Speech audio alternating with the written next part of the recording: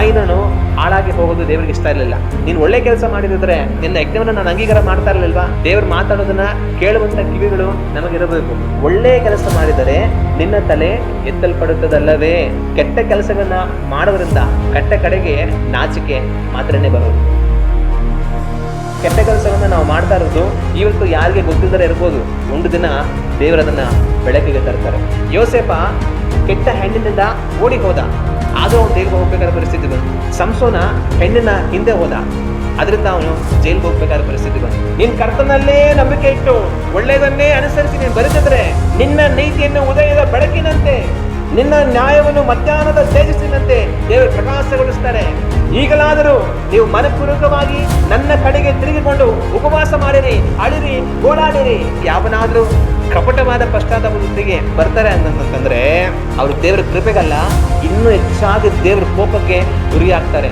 ಅನೇಕರು ಏನಾಗ್ತಾರೆ ಅಂತಂದ್ರೆ, ಅಯ್ಯೋ ನಾವು ಒಳ್ಳೇದು ಮಾಡಿ ಮಾಡಿ ಮಾಡಿ ಮಾಡಿ ಸಾಕಾಯ್ತು, ಮಾಡೋ ಒಳ್ಳೇದೆಲ್ಲ ಮಾಡಿ ನಾವೇ ತಲೆ ಬಗ್ಸ್ಕೊಂಡಿದ್ದೀವಿ, ಎಲ್ಲ ಕೆಟ್ಟವರು ತಲೆ ಎತ್ಕೊಂಡು ಓಡಾಡ್ತಾ ಇದ್ದಾರೆ. ಅವ್ರು ಮಾಡುವಂಥ ಕೃತ್ಯಗಳಿಗೆ ಅವ್ರು ನಿಜವಾಗಲೂ ಮನಸ್ಸಿನಲ್ಲಿ ಹುಚ್ಚಲ್ಪಟ್ಟವರಾಗಿ ಬದುಕ್ತಾ ಇಲ್ಲ. ಆದರೆ ಹೊರಗಡೆ ತೋರಿಕೆಗೆ ಮಾತ್ರ ನಾವು ದೇವ್ರಿಗೆ ಒಪ್ಪಿಸ್ಕೊಂಡು ಜೀವಿಸ್ತೀವಿ ಅಂತ ಜನಗಳನ್ನ ಯಾಮಾರಿಸ್ತಾ ಇದ್ದಾರೆ. ಹೃದಯದಲ್ಲಿ ಮನ ತಿರುಗಿಲ್ಲ. ಇಸ್ರಾಯೇಲಿಗೆ ಇಷ್ಟು ದಂಡನೆ ಆದರೂ ಯಹೂದವೆಂಬ ದ್ರೋಹಿಯಾದ ಅವಳ ತಂಗಿಯು ನನ್ನ ಕಡೆಗೆ ಪೂರ್ಣ ಮನದಿಂದಲ್ಲ ಕಪಟದಿಂದಲೇ ತಿರುಗಿಕೊಂಡಿದ್ದಾಳೆ. ದೇವರ ಕೋಪದ ಮುಂದೆ ಯಾರು ನಿಲ್ಲೋದಕ್ಕೆ ಆಗೋದಿಲ್ಲ. ಬೇರೆ ಮನುಷ್ಯರನ್ನ ಮೋಸ ಮಾಡಬಹುದು, ಆದರೆ ದೇವರನ್ನ ಮೋಸ ಮಾಡೋದಕ್ಕಾಗೋದಿಲ್ಲ. ಮನುಷ್ಯರ ಹತ್ರ ಆಟ ಆಡ್ಬೋದು, ದೇವರ ಹತ್ರ ಆಟ ಆಡೋದಕ್ಕೆ ಸಾಧ್ಯವಿಲ್ಲ. ನಿಮ್ಮ ಬಟ್ಟೆಗಳನ್ನು ಹರಿದುಕೊಳ್ಳೋದಲ್ಲ, ನಿಮ್ಮ ಹೃದಯಗಳನ್ನು ಹರಿದುಕೊಳ್ಳಿರಿ. ಬಟ್ಟೆಯನ್ನ ನೀವು ಹರಿದು ಹೋಗೋದ್ರಿಂದ ಪ್ರಯೋಜನ ಇಲ್ಲ. ನಿಮ್ಮ ಮನಸ್ಸು ಪಾಪದಲ್ಲೇ ಬದುಕ್ತಾ ಇದ್ದ ಪ್ರಯೋಜನ ಇಲ್ಲ. ನಿಮ್ಮ ಹೃದಯಗಳನ್ನು ಹರಿಯಿರಿ.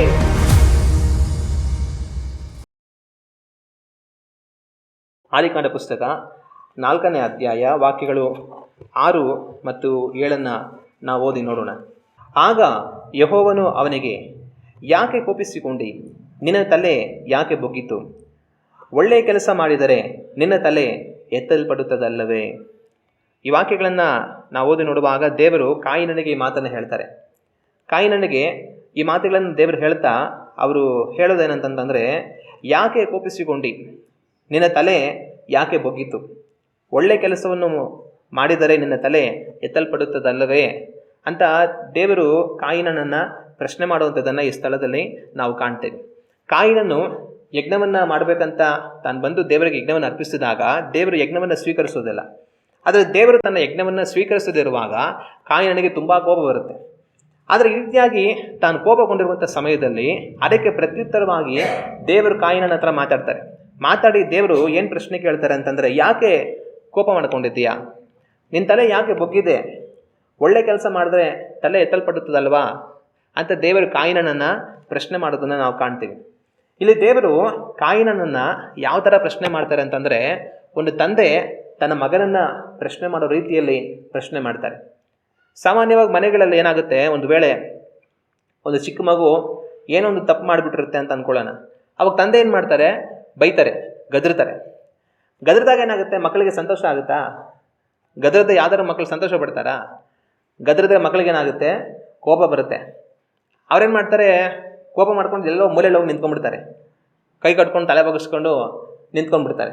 ಆಗ ಆ ರೀತಿ ಮಗುವನ್ನು ಗದರಿದಾಗ ಅದು ಕೋಪ ಮಾಡ್ಕೊಂಡು ಎಲ್ಲೋ ಮೂಲೆಯಲ್ಲಿ ಹೋಗಿ ನಿಂತ್ಕೊಂಡಿರುವಾಗ ತಂದೆ ಏನು ಮಾಡ್ತಾರೆ? ಅದರ ಹತ್ರ ಹೋಗ್ಬಿಟ್ಟು, ಯಾಕೆ ಕೋಪ ಮಾಡ್ಕೊಂಡಿದ್ದೀಯಾ? ಯಾಕೆ ಹಿಂಗೆ ನಿಂತ್ಕೊಂಡಿದ್ದೀಯಾ? ನೀನು ಒಳ್ಳೆ ಕೆಲಸ ಮಾಡಿದ್ರೆ ನಿನ್ನ ಹೊಗಳ್ತಾರೆ ತಾನೆ ಅಂತ ತಂದೆ ಏನು ಮಾಡ್ತಾರೆ? ಅದನ್ನು ಪ್ರಶ್ನೆ ಮಾಡುವಂಥವರಾಗಿ ಇರ್ತಾರೆ. ಅದೇ ರೀತಿಯಾಗಿಯೇ ಇಲ್ಲಿ ದೇವರು ಕಾಯಿನನನ್ನು ಪ್ರಶ್ನೆ ಮಾಡ್ತಾರೆ. ಆದರೆ ಒಂದು ತಂದೆ ಆ ರೀತಿ ಕೋಪಗೊಂಡು ಎಲ್ಲೋ ಹೋಗಿ ತಲೆ ಬಗ್ಗಿಸ್ಕೊಂಡು ನಿಂತ್ಕೊಂಡಿರೋಂಥ ಒಂದು ಮಗುವನ್ನು ಯಾಕೆ ಪ್ರಶ್ನೆ ಮಾಡ್ತಾರೆ ಅಂತಂದರೆ, ಆ ಮಗು ಕೆಟ್ಟು ಹೋಗೋದು ತನಗೆ ಇಷ್ಟ ಇರೋದಿಲ್ಲ.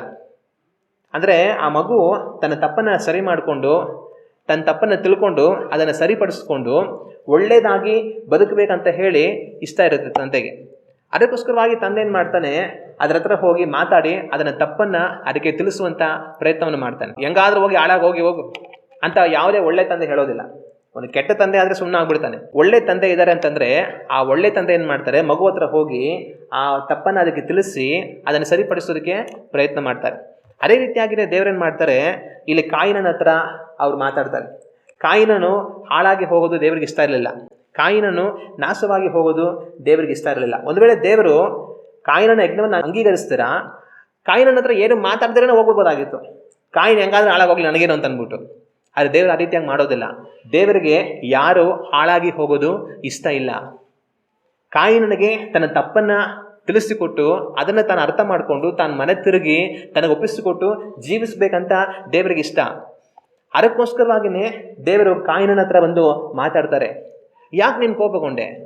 ಯಾಕೆ ನಿನ್ನ ತಲೆ ಬೊಗ್ಗಿದೆ? ಈ ನಿನ್ನ ಸ್ಥಿತಿಗೆ ಏನು ಕಾರಣ ಅನ್ನೋದನ್ನು ಯೋಚನೆ ಮಾಡು. ನೀನು ಒಳ್ಳೆ ಕೆಲಸ ಮಾಡಿದಿದ್ರೆ ನಿನ್ನ ಯಜ್ಞವನ್ನು ನಾನು ಅಂಗೀಕಾರ ಮಾಡ್ತಾ ಇರಲಿಲ್ವಾ? ನಿನ್ನ ಯಜ್ಞವನ್ನು ನಾನು ಅಂಗೀಕಾರ ಮಾಡಿದ್ರೆ ನಿನ್ನ ತಲೆ ಎತ್ತಲ್ಪಡ್ತಾ ಇರ್ತಾನೆ. ಅರೆ ನೀನೇನು ಮಾಡಿದ್ದೆ? ಕೆಟ್ಟ ಕೆಲಸ ಮಾಡಿದೀಯಾ? ನಿನ್ನ ಕೆಟ್ಟ ಕೆಲಸ ಮಾಡಿದ್ರಂತ ನಿನ್ನ ಯಜ್ಞವನ್ನು ನಾನು ಅಂಗೀಕರಿಸೋದಕ್ಕೆ ಆಗಲಿಲ್ಲ. ಅದರಿಂದ ನಿನಗೇನಾಗಿದೆ? ಕೋಪ ಬಂದಿದೆ, ನಿನ್ನ ತಲೆ ತಗ್ಗಿಸುವಂಥ ಪರಿಸ್ಥಿತಿ ಬಂದಿದೆ. ಆದರೆ ಇದರಿಂದ ನೀನು ಅರ್ಥ ಮಾಡ್ಕೋ, ನಿನ್ನ ಕೆಟ್ಟತನವನ್ನು ಬಿಡು, ಒಳ್ಳೆಯದನ್ನು ಮಾಡು, ನಿನ್ನನ್ನು ಸರಿಪಡಿಸ್ಕೋ ಅಂತ ತನ್ನ ಹತ್ರ ಮಾತಾಡೋದಕ್ಕೆ ಅಂತ ದೇವರು ಬಂದಿದ್ದಾರೆ. ಇದೇ ರೀತಿಯಾಗಿಯೇ ದೇವರು ನಮ್ಮ ಹತ್ರ ಕೂಡ ಮಾತಾಡ್ತಾರೆ. ಕಾಯಿನ ಹೆಂಗಾದ್ರೂ ಹಾಳಾಗೋಗ್ಲಿ ಬಿಡು ನನಗೇನಂತೆ ಅನ್ಕೊಂಡು ದೇವ್ರು ಸುಮ್ಮನಾಗ್ಬಿಡ್ಬೋದಾಗಿತ್ತು. ಆದರೆ ಅವ್ನು ಹೆಂಗೋ ಹೋಗಿ ಹಾಳಾಗಿ ಹೋಗೋದು ದೇವ್ರಿಗೆ ಇಷ್ಟ ಇಲ್ಲ. ಅವನು ಕೋಪ ಮಾಡ್ಕೊಂಡಿದ್ರು ಕೂಡ ದೇವ್ರ ಅವನ ಹತ್ರ ಹೋಗಿ ಮಾತಾಡ್ತಾರೆ. ಅವನ ತಪ್ಪನ್ನು ಅವನಿಗೆ ಅರ್ಥ ಮಾಡಿಸಿ ಅವನನ್ನು ಸರಿಯಾದ ದಾರಿಗೆ ತರೋದಕ್ಕೆ, ಅವನನ್ನು ಪ್ರೇರೇಪಿಸೋದಕ್ಕೆ ದೇವರು ಪ್ರಯತ್ನ ಮಾಡ್ತಾರೆ. ಇದೇ ರೀತಿಯಾಗಿ ದೇವರೇನು ಮಾಡ್ತಾರೆ, ನಮ್ಮ ಹತ್ರ ಸಹ ಅವ್ರು ಮಾತಾಡ್ತಾರೆ. ನಾವು ತಪ್ಪಾದ ದಾರಿಯಲ್ಲಿ ನಡೀತಾ ಇರುವಾಗ, ತಪ್ಪುಗಳನ್ನು ಮಾಡುವಾಗ, ದೇವ್ರ ಚಿತ್ತಕ್ಕೆ ವಿರುದ್ಧವಾಗಿ ನಡೆಯುವಾಗ ದೇವರು ನಮ್ಮ ಬಿಟ್ಟು ಹೋಗಿ ಬಿಡೋದಿಲ್ಲ, ಅವ್ನು ಹೆಂಗಾದ್ರೂ ಹೋಗ್ಲಿ ಅಂತ. ಆದರೆ ದೇವರೇನು ಮಾಡ್ತಾರೆ, ನಮ್ಮನ್ನು ಹುಡುಕಿ ಬರ್ತಾರೆ. ನಮ್ಮ ತಪ್ಪಿಂದ ನಮ್ಮನ್ನು ಸರಿಪಡಿಸೋದಕ್ಕೋಸ್ಕರ, ನಮ್ಮ ಪಾಪದಿಂದ ನಮ್ಮನ್ನು ಆಸೆ ತರೋದಕ್ಕೋಸ್ಕರ, ನಮ್ಮ ದಾರಿಗಳನ್ನು ನಾವು ಸರಿ ಮಾಡ್ಕೊಳ್ಬೇಕು ಅನ್ನೋದಕ್ಕೋಸ್ಕರ ದೇವರು ನಮ್ಮ ಬಳಿಗೆ ಬರ್ತಾರೆ. ಅವ್ರು ನಮ್ಮ ಬಳಿಗೆ ಬಂದು ನಮ್ಮ ಸಂಗಡ ಅವ್ರು ಮಾತಾಡ್ತಾರೆ. ನೀನು ಹೋಗ್ತಾರ ದಾರಿ ಸರಿ ಇಲ್ಲ, ನೀನು ಮಾಡ್ತಾರ ಕೃತ್ಯಗಳು ಸರಿ ಇಲ್ಲ, ಈ ರೀತಿಯಾಗಿ ನೀನು ಹೋದರೆ ನಿನ್ನ ತಲೆ ತಗ್ಗಿಸಲ್ಪಡಬೇಕಾದ ಪರಿಸ್ಥಿತಿ ಬರುತ್ತೆ. ಆದರೆ ಇದರಿಂದ ಮನೆ ತಿರುಗು, ಒಳ್ಳೆಯದನ್ನು ಮಾಡು, ನಿನ್ನ ತಲೆ ಎತ್ತಲ್ಪಡುತ್ತೆ ಅಂತ ದೇವರು ನಮ್ಮನ್ನು ಎಚ್ಚರಿಸುವಂಥವர்களಾಗಿರ್ತಾರೆ. ದೇವರು ನಮ್ಮನ್ನು ಎಚ್ಚರಿಸೋದಕ್ಕೆ ಅನೇಕ ಮಾರ್ಗಗಳನ್ನು ಉಪಯೋಗಿಸ್ತಾರೆ. ದೇವರು ಯಾವ ರೀತಿ ಬೇಕಾದರೂ ನಮ್ಮ ಹತ್ರ ಮಾತಾಡ್ಬೋದು. ಕನಸಿನಲ್ಲಿ ಮಾತಾಡ್ಬೋದು, ದರ್ಶನ ಕೊಟ್ಟು ಮಾತಾಡ್ಬೋದು, ಅವ್ರ ಸ್ವರವನ್ನು ಕೇಳೋ ಹಾಗೆ ಮಾಡಿ ಮಾತಾಡಬಹುದು, ವಾಕ್ಯದಿಂದ ಮಾತಾಡಬಹುದು, ಯಾವ ರೀತಿ ಬೇಕಾದ್ರೂ ದೇವರು ಮಾತಾಡಬಹುದು. ಆದರೆ ಹೇಗಾದರೂ ದೇವರು ನಮ್ಮ ಜೊತೆ ಮಾತಾಡ್ತಾರೆ. ದೇವರು ಮಾತಾಡ್ದಿರಾ ಇರೋದಿಲ್ಲ. ಆದರೆ ದೇವರು ಮಾತಾಡೋದನ್ನ ಗ್ರಹಿಸುವುದಕ್ಕೆ ನಮಗೆ ಸಾಮರ್ಥ್ಯ ಇರಬೇಕು. ದೇವರು ಮಾತಾಡೋದನ್ನ ಕೇಳುವಂಥ ಕಿವಿಗಳು ನಮಗಿರಬೇಕು. ಯೇಸು ಕ್ರಿಸ್ತನು ಹೇಳಿದ್ದು, ಕಿವಿಯುಳ್ಳವನು ಕೇಳಲ್ಲ ಎಂಬುದಾಗಿ. ನಮಗೆ ಕಿವಿಗಳು ಇದೆ ಅಂದರೆ ಅವರ ಸ್ವರವನ್ನು ನಾವು ಕೇಳ್ತೀವಿ. ಅವರು ಯಾವ ದಾರಿ ಮುಖಾಂತರನಾದರೂ ಮಾತಾಡಲಿ, ನಮಗದು ಅರ್ಥ ಆಗುತ್ತೆ.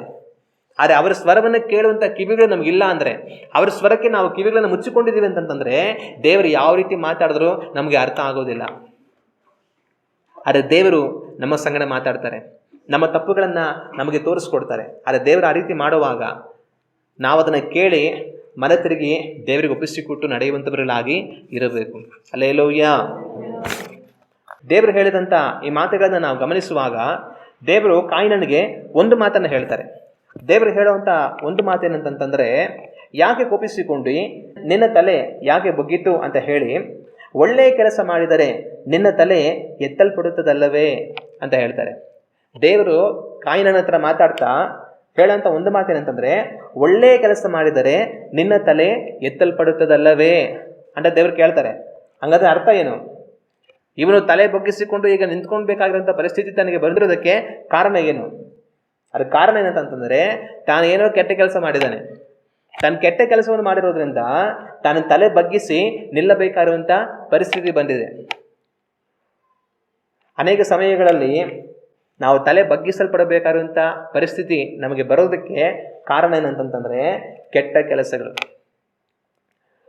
ಕೆಟ್ಟ ಕೆಲಸಗಳನ್ನು ಮಾಡೋದ್ರಿಂದ ಕಟ್ಟ ಕಡೆಗೆ ಏನು ಬರುತ್ತೆ ಅಂತಂದರೆ, ನಾಚಿಕೆ ಮಾತ್ರನೇ ಬರೋದು. ಬೇರೆ ಏನನ್ನು ಗಳಿಸೋದಕ್ಕೆ ಸಾಧ್ಯ ಇಲ್ಲ.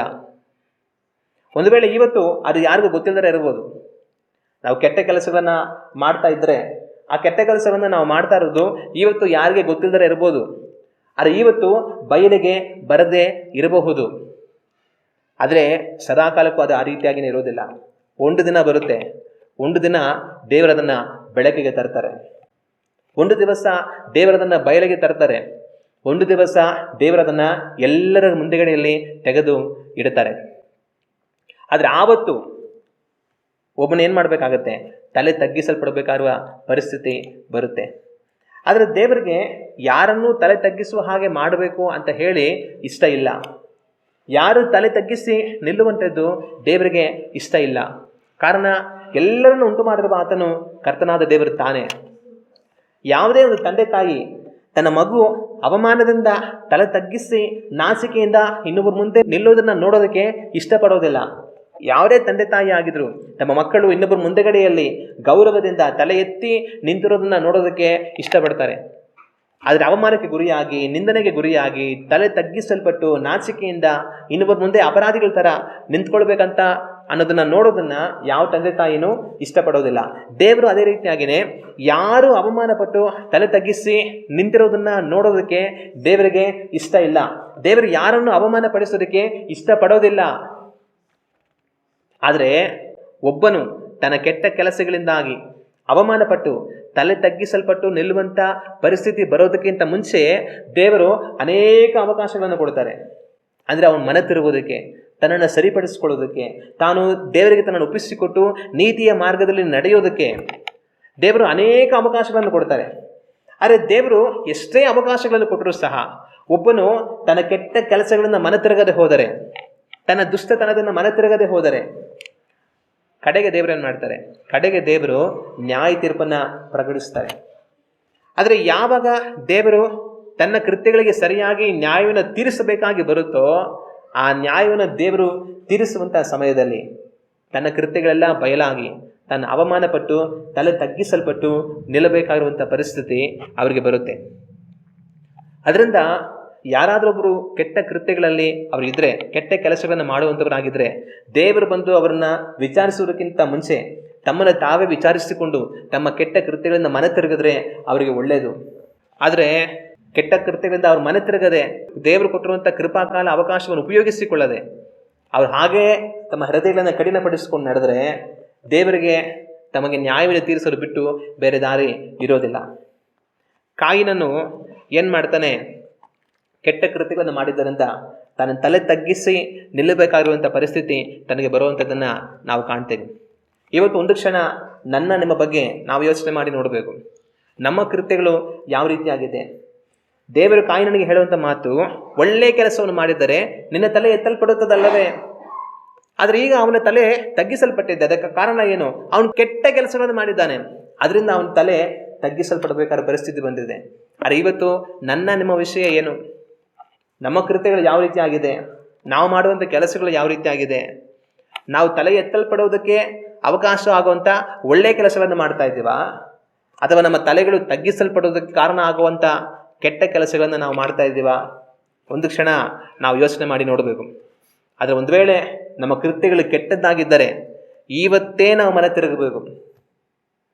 ಆದರೆ ನಾವು ಮನ ತಿರುಗದೆ ಹೋದರೆ ಒಂದು ದಿವಸ ಬರುತ್ತೆ, ದೇವರ ಕೆಟ್ಟ ಕೃತ್ಯಗಳನ್ನು ಎಲ್ಲರ ಮುಂದೆ ಬಯಲು ಮಾಡಿಡ್ತಾರೆ. ನಾವು ಮಾಡೋದು ಯಾರಿಗೂ ಗೊತ್ತಾಗೋದಿಲ್ಲ, ಯಾರಿಗೂ ತಿಳಿದು ಬರೋದಿಲ್ಲ, ನಾವು ರಹಸ್ಯವಾಗಿ ಮಾಡ್ತೀವಿ, ಎಲ್ಲವನ್ನು ನಾವು ಅಡಗಿಸ್ಕೊಳ್ತೀವಿ ಅಂತ ಹೇಳೋದಕ್ಕಾಗೋದಿಲ್ಲ. ದೇವರು ಒಂದು ದಿವಸ ಎಲ್ಲ ರಹಸ್ಯಗಳನ್ನು ಬಯಲು ಮಾಡ್ತಾರೆ, ಎಲ್ಲ ಕೆಟ್ಟ ಕೃತ್ಯಗಳನ್ನು ಹೊರಗೆ ತರ್ತಾರೆ. ಆಗ ನಾವು ಅವಮಾನದಿಂದ ನಾಚಿಕೆ ಬಿಡಬೇಕಾಗಿರೋ ಪರಿಸ್ಥಿತಿ ಬರುತ್ತೆ. ಆದರೆ ಅದಕ್ಕೆ ಒಳಗಾಗದ ಹಾಗೆ ದೇವರು ನಮಗೆ ಕೃಪಾಕಾಲ ಅವಕಾಶವನ್ನು ಕೊಟ್ಟಿರುವಾಗಲೇ ನಾವು ಮನೆ ತಿರುಗುವಂಥದ್ದು ನಮಗೆ ಒಳ್ಳೆಯದು. ಹಲ್ಲೆಲೂಯಾ. ನಾವು ದೇವರ ವಾಕ್ಯವನ್ನು ಓದಿ ನೋಡುವಾಗ ನಮ್ಮ ಕರ್ತನಾದ ಯೇಸು ಕ್ರಿಸ್ತನು ಈ ರೀತಿಯಾಗಿ ಹೇಳ್ತಾರೆ. ಲೂಕನ ಬರೆದಂಥ ಸುವಾರ್ತೆ 8ನೇ ಅಧ್ಯಾಯ 17ನೇ ವಾಕ್ಯವನ್ನು ನಾವು ಓದಿ ನೋಡಿದರೆ ಈ ವಾಕ್ಯದಲ್ಲಿ ಈ ರೀತಿಯಾಗಿದೆ: ಪ್ರಕಾಶಕ್ಕೆ ಬಾರದ ಯಾವ ರಹಸ್ಯವೂ ಇಲ್ಲ, ಮತ್ತು ಗೊತ್ತಾಗದೆ ಬಯಲಿಗೆ ಬಾರದೆ ಇರುವಂಥ ಗುಟ್ಟು ಒಂದೂ ಇಲ್ಲ. ಯೇಸು ಕ್ರಿಸ್ತನು ಇಲ್ಲಿ ಹೇಳುವಂಥ ಮಾತೇನಂತಂದರೆ, ಪ್ರಕಾಶಕ್ಕೆ ಬಾರದ ರಹಸ್ಯವು ಒಂದೂ ಇಲ್ಲ, ಗೊತ್ತಾಗದೆ ಬಯಲಿಗೆ ಬಾರದೆ ಇರುವಂಥ ಗುಟ್ಟು ಒಂದೂ ಇಲ್ಲ. ಪ್ರಕಾಶಕ್ಕೆ ಬರದ ರಹಸ್ಯ ಇಲ್ಲ, ಬಯಲಿಗೆ ಬಾರದಂಥ ಗುಟ್ಟು ಇಲ್ಲ ಅಂತ ಯೇಸು ಕ್ರಿಸ್ತನು ಹೇಳ್ತಾರೆ. ಇವತ್ತು ನಾನು ನೀವು ಏನೋ ರಹಸ್ಯವಾಗಿ ಕೆಟ್ಟ ಕೆಲಸಗಳನ್ನು ಮಾಡ್ಕೊಂಡು ಹೋಗ್ತಾ ಇದ್ರೆ, ನಾನು ನೀವು ಗುಟ್ಟಾಗಿ ಕೆಟ್ಟ ಕೆಲಸಗಳನ್ನು ಮಾಡ್ಕೊಂಡು ಹೋಗ್ತಾ ಇದ್ರೆ ಅದು ಸದಾ ಹಾಗೆ ಇರೋದಿಲ್ಲ. ದೇವರು ಅದನ್ನು ಒಂದು ದಿವಸ ಬಯಲಿಗೆ ತರಬೇಕಾಗಿರುವಂಥ ಪರಿಸ್ಥಿತಿ ಬರುತ್ತೆ. ಆದರೆ ದೇವರು ಅದನ್ನು ಬಯಲಿಗೆ ತಂದು ನಾವು ನಾಚಿಕೆ ಪಟ್ಟು ಕಾಯಿನ ರೀತಿಯಲ್ಲಿ ತಲೆ ತಗ್ಗಿಸಿ ನಿಲ್ಲಬೇಕಾಗಿರುವಂಥ ಪರಿಸ್ಥಿತಿ ಬರೋದಕ್ಕಿಂತ ಮುಂಚೆನೇ ನಾವು ಮನೆ ತಿರುಗಿದ್ರೆ ನಮಗೆ ಒಳ್ಳೆಯದು. ದೇವರು ನಮಗೆ ಕೃಪೆಯನ್ನು ಅನುಗ್ರಹಿಸಿ ನಮ್ಮನ್ನು ನಡೆಸ್ತಾರೆ. ಹಲ್ಲೆಲೂಯಾ. ಮತ್ತೆ ಇದನ್ನು ನಾವು ಯೋಚನೆ ಮಾಡುವಾಗ ಕೆಟ್ಟ ಕೆಲಸಗಳಿಂದ ಒಬ್ಬನ ತಲೆ ತಗ್ಗಿಸಲ್ಪಡಬೇಕಾಗಿರುವಂಥ ಪರಿಸ್ಥಿತಿ ಬರುತ್ತೆ. ಆದರೆ ಇದನ್ನು ನಾವು ಧ್ಯಾನ ಮಾಡುವಾಗ ನಮಗೆ ಒಂದು ಕ್ಷಣ ಅನ್ನಿಸ್ಬೋದು, ಏನಂತಂತಂದರೆ, ಹಂಗಂದರೆ ಯಾರೆಲ್ಲ ತಲೆಗಳು ಬಗ್ಗಿಸಲ್ಪಡಬೇಕಾಗಿರುವಂಥ ಪರಿಸ್ಥಿತಿ ಬರುತ್ತೋ, ಯಾರೆಲ್ಲರ ತಲೆಗಳು ತಗ್ಗಿಸಲ್ಪಡಬೇಕಾಗಿರುವಂಥ ಪರಿಸ್ಥಿತಿ ಬರುತ್ತೋ ಅವರೆಲ್ಲ ಕೆಟ್ಟ ಕೆಲಸನೇ ಮಾಡಿರ್ಬೇಕೇನೋ ಅಂತ ನಮಗೆ ಅನ್ನಿಸ್ಬೋದು. ಆದರೆ ಕೆಟ್ಟ ಕೆಲಸವನ್ನು ಮಾಡುವಾಗ ಅವನ ತಲೆ ತಗ್ಗಿಸಲ್ಪಡುತ್ತೆ. ಆದರೆ ಹಂಗಂದರೆ ಯಾರೆಲ್ಲ ಅವಮಾನದಿಂದ, ನಿಂದನೆಗಳಿಂದ, ನಾಚಿಕೆಯಿಂದ ತಲೆ ತಗ್ಗಿಸಲ್ಪಡಬೇಕಾದ ಪರಿಸ್ಥಿತಿ ಬಂದಿರುತ್ತೋ ಅವರೆಲ್ಲ ಏನೋ ಕೆಟ್ಟದೇ ಮಾಡಿರ್ಬೇಕು, ಅದಕ್ಕೇ ದೇವರು ಅಂಥ ಪರಿಸ್ಥಿತಿ ಬರೋದಕ್ಕೆ ದೇವರು ಬಿಟ್ಟುಕೊಟ್ಟಿದ್ದಾರೆ ಅಂತ ನಾವು ಅನ್ಕೊಳಕ್ಕಾಗತ್ತಾ? ಆ ರೀತಿಯಾಗಿ ಅಲ್ಲ. ಕೆಲವೊಂದ್ಸಲ ನೀತಿವಂತರಿಗೂ ಪರಿಶುದ್ಧರಿಗೂ ನಾಚಿಕೆಯಿಂದ ತಲೆ ತಗ್ಗಿಸಿ ಇರಬೇಕಾಗಿರುವಂಥ ಪರಿಸ್ಥಿತಿ ಬರಬಹುದು. ದೇವರ ಅಂತಹ ಸ್ಥಿತಿಗಳಿಗೆ ಕೆಲವೊಂದು ಸಮಯ ಅವರನ್ನು ಒಪ್ಪಿಸಿಕೊಡಬಹುದು. ನಾವು ದೇವರ ವಾಕ್ಯದಲ್ಲಿ ಯೋಸೇಫನನ್ನು ಕಾಣ್ತೀವಿ. ಯೋಸೇಫ ಎಲ್ಲಿಗೆ ಹೋಗ್ತಾನೆ? ಜೈಲಿಗೆ ಹೋಗ್ತಾನೆ. ಅದೇ ರೀತಿ ಸಂಸೋನನನ್ನು ಕಾಣ್ತೀವಿ. ಸಂಸೋನ ಎಲ್ಲಿಗೆ ಹೋಗ್ತಾನೆ? ಸಂಸೋನನ್ನು ಕೂಡ ಜೈಲಿಗೆ ಹೋಗ್ತಾನೆ. ಯೋಸೇಫನು ಹೋಗಿ ಜೈಲಲ್ಲಿದ್ದ, ಸಂಸೋನನು ಕೂಡ ಹೋಗಿ ಜೈಲಲ್ಲಿದ್ದ. ಆದರೆ ಇವರಿಬ್ಬರು ಕೆಟ್ಟದನ್ನು ಮಾಡಿದೆ, ಇಬ್ಬರು ಜೈಲಿಗೆ ಹೋದ್ರ? ಯೋಸೇಫನು ಜೈಲಿಗೆ ಹೋದ, ಆದರೆ ಕೆಟ್ಟದನ್ನು ಮಾಡಿ ಜೈಲಿಗೆ ಹೋದ್ನಾ? ಆದರೆ ಸಂಸೋನ್ ಜೈಲಿಗೆ ಹೋದ. ಅವನು ಯಾವ ಕಾರಣಕ್ಕೆ ಹೋದ? ಸಂಸೋನ್ ಕೆಟ್ಟದ್ದನ್ನು ಮಾಡಿ ಜೈಲಿಗೆ ಹೋದ.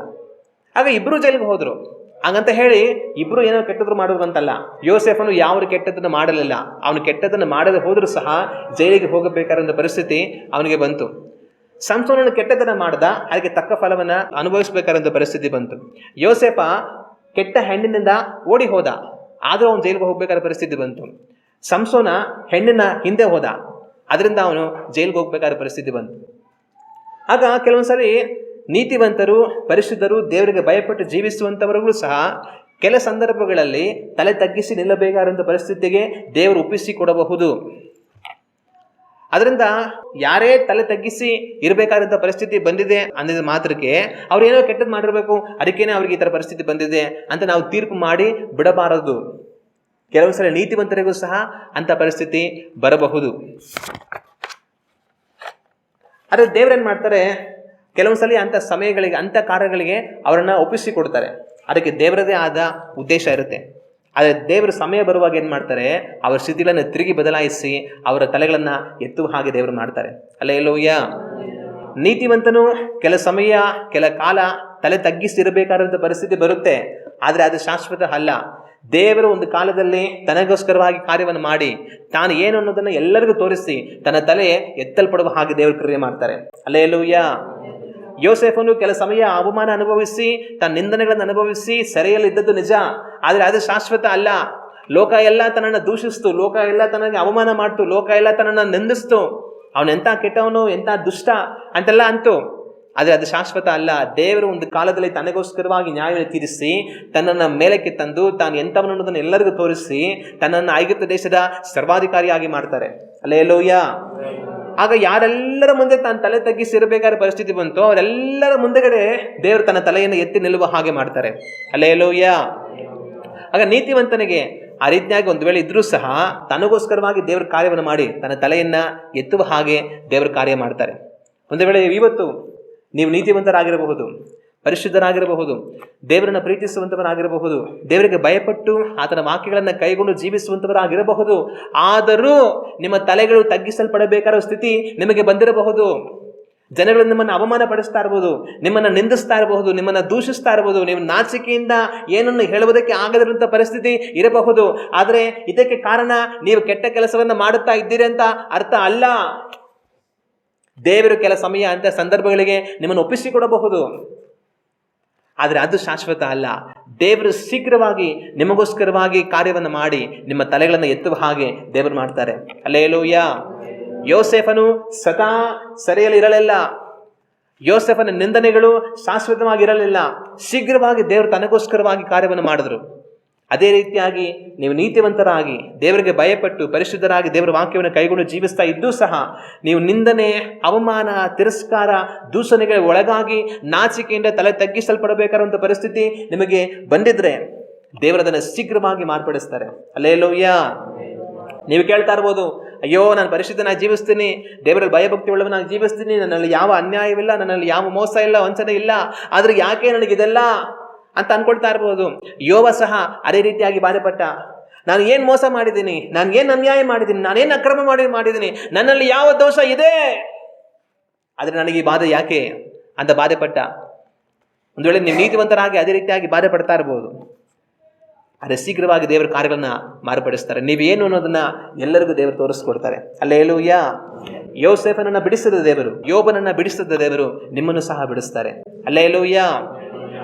ಕೆಟ್ಟ ಕೆಲಸಗಳನ್ನು ಮಾಡುವಾಗ ತಲೆ ತಗ್ಗಿಸಲ್ಪಡಬೇಕಾದ ಪರಿಸ್ಥಿತಿ ಬರುತ್ತೆ.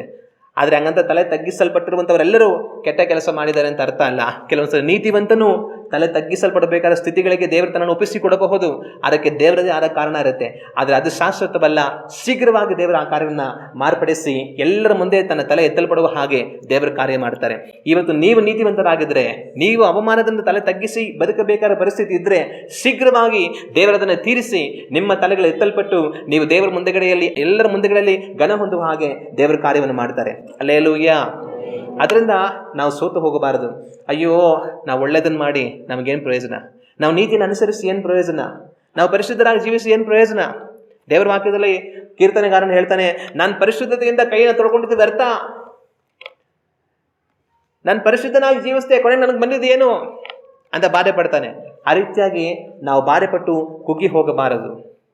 ಕರ್ತನು ನನಗೋಸ್ಕರವಾಗಿ ನ್ಯಾಯವನ್ನು ತೀರಿಸ್ತಾನೆ, ನಾನೇನು ಅನ್ನೋದನ್ನ ಎಲ್ಲರಿಗೂ ದೇವರು ತೋರಿಸ್ತಾರೆ ಅಂತ ಇನ್ನೂ ನಾವು ಕರ್ತನಲ್ಲಿ ವಿಶ್ವಾಸದಿಂದ ನಾವು ಮಾಡುವಂಥ ಒಳ್ಳೆಯದನ್ನ ಮುಂದುವರಿಸಿ ಮಾಡುವಂಥವರಾಗಿರಬೇಕು. ಹಲ್ಲೆಲೂಯಾ.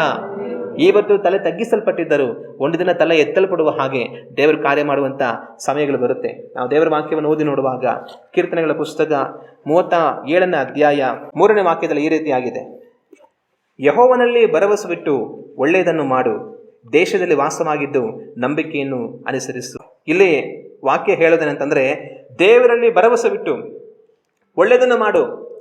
ನೀನು ಇದುವರೆಗೂ ಒಳ್ಳೆಯದನ್ನು ಮಾಡಿ ಬಂದಿದ್ದೀಯಾ, ಆದರೆ ಒಳ್ಳೆಯದನ್ನು ಮಾಡಿ ಬಂದು ನಿನಗೆ ಬಂದಿರೋಂಥ ಪ್ರತಿಫಲ ಏನಂತಂತಂದ್ರೆ ನಿನಗೆ ಅವಮಾನ, ನಿಂದನೆ, ದೂಷಣೆ, ಕೆಟ್ಟ ಹೆಸರು, ತಲೆ ತಗ್ಗಿಸಿ ನಾಚಿಕೆಯಿಂದ ನಿಲ್ಲಬೇಕಂತ ಪರಿಸ್ಥಿತಿ. ನೋಡೋರೆಲ್ಲ ನಿನ್ನನ್ನು ಬೈತಾರೆ, ನಿನ್ನನ್ನು ಯಾರೂ ಅರ್ಥ ಮಾಡ್ಕೊಂಡಿಲ್ಲ. ಆದರೆ ನೀವು ಇದುವರೆಗೂ ಒಳ್ಳೆಯದನ್ನು ಮಾಡಿದೀಯಾ, ಇನ್ನು ಮುಂದೆನೂ ಕೂಡ ಏನು ಮಾಡು, ಒಳ್ಳೆಯದನ್ನೇ ಮಾಡು. ಯೆಹೋವನಲ್ಲಿ ಭರವಸೆ ಬಿಟ್ಟು ಒಳ್ಳೆಯದನ್ನು ಮಾಡು, ದೇಶದಲ್ಲಿ ವಾಸವಾಗಿದ್ದು ನಂಬಿಕೆಯನ್ನು ಅನುಸರಿಸು, ಕರ್ತನ ಮೇಲೆ ನಂಬಿಕೆಯಿಂದ ಜೀವಿಸು. ಇದ್ರ ಫಲ ಏನಾಗುತ್ತೆ ಅಂದರೆ 6ನೇ ವಾಕ್ಯ ನಾವು ಓದುವಾಗ, ಆತನು ನಿನ್ನ ನೀತಿಯನ್ನು ಉದಯದ ಬೆಳಕಿನಂತೆಯೂ ನಿನ್ನ ನ್ಯಾಯವನ್ನು ಮಧ್ಯಾಹ್ನದ ತೇಜಸ್ಸಿನಂತೆಯೂ ಪ್ರಕಾಶಗೊಳಿಸುವನು. ಹಲ್ಲೆಲೂಯಾ.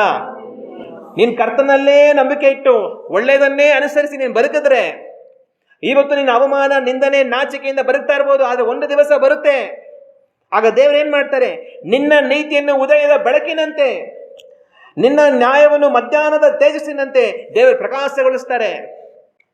ಕತ್ತಲಿರುತ್ತೆ, ಬೆಳಗಿನ ಜಾವ ಸೂರ್ಯ ಮೂಡ್ತಾ ಮೂಡ್ತಾ ಬರ್ತಾ ಬರ್ತಾ ಬರ್ತಾ ಕತ್ತಲಿರುವಂಥ ಆಕಾಶ ಎಲ್ಲ ಬೆಳ್ಳಗಾಗಿ ಬದಲಾಗಿ ಹೋಗುತ್ತೆ. ಮಧ್ಯಾಹ್ನದಷ್ಟೊತ್ತಿಗೆ ಸುಡಲು ಬಿಸಿಲು, ಭಯಂಕರವಾದ ಬೆಳಕು ಆಕಾಶದಲ್ಲಿ, ತಲೆ ಎತ್ತಿ ಆಕಾಶವನ್ನು ನೋಡೋದಕ್ಕಾಗೋದಿಲ್ಲ, ಅಷ್ಟು ಬಿಸಿಲು ಬೆಳಕು ಆಕಾಶವನ್ನು ತುಂಬಿಕೊಳ್ಳುತ್ತೆ. ಅದೇ ರೀತಿಯಾಗಿ ನಿನ್ನ ನ್ಯಾಯವನ್ನು, ನಿನ್ನ ನೀತಿಯನ್ನು ದೇವರು ಉದಯಿಸಿ ಅದನ್ನು ಪ್ರಕಾಶಗೊಳಿಸೋ ಹಾಗೆ ಮಾಡ್ತಾರೆ, ಎಲ್ಲರದನ್ನು ಕಾಣ್ತಾರೆ ಅಂತ ದೇವರ ವಾಕ್ಯ ನಮಗೆ ಹೇಳೋದನ್ನ ನಾವು ಕಾಣ್ತೇವೆ. ಹಲ್ಲೆಲೂಯಾ. ಹಾಗೆ ಕೆಟ್ಟ ಕೆಲಸವನ್ನು ಮಾಡುವಂಥವ್ರ ತಲೆ ತಗ್ಗಿಸಲ್ಪಡುತ್ತೆ. ಆದರೆ ತಲೆ ತಗ್ಗಿಸಲ್ಪಟ್ಟಿರುವಂಥವರೆಲ್ಲರೂ ಕೆಟ್ಟ ಕೆಲಸವನ್ನು ಮಾಡಿದ್ದಾರೆ ಅಂತ ಅರ್ಥ ಅಲ್ಲ. ನೀತಿವಂತರಿಗೂ ಅಂಥ ಸಂದರ್ಭಗಳು ಬರಬಹುದು.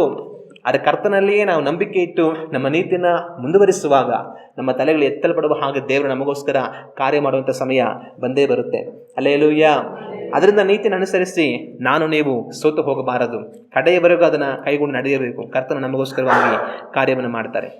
ಆದರೆ ಒಂದು ವೇಳೆ ಯಾರಾದರೂ ಕೆಟ್ಟ ಕೆಲಸಗಳನ್ನು ಮಾಡ್ತಾ ಇದ್ದು ದೇವರವರಿಗೆ ಕೊಟ್ಟಂಥ ಕೃಪಾಕಾಲ ಅವಕಾಶಗಳನ್ನು ಉಪಯೋಗಿಸಿಕೊಳ್ಳದಿರ ತಿರಸ್ಕಾರ ಮಾಡಿ ತಮ್ಮ ಹೃದಯಗಳನ್ನು ಕಠಿಣಪಡಿಸಿಕೊಂಡು ನ್ಯಾಯ ತೀರ್ಪಿಗೊಳಗಾಗಿ ಅವರ ಕೃತ್ಯಗಳೆಲ್ಲ ಬಯಲಾಗಿ ಅವಮಾನಕ್ಕೂ, ನಿಂದನೆಗೂ, ದೂಷಣೆಗೂ ಅವರು ಗುರಿಯಾಗಿದ್ದರೆ ಅವರಿಗೆ ಮುಂದೆ ಏನು, ಮುಂದೆ ಅವ್ರು ಏನು ಮಾಡ್ಬೋದು, ಅವ್ರಿಗೇನು ಅವಕಾಶ ಇರುತ್ತೆ?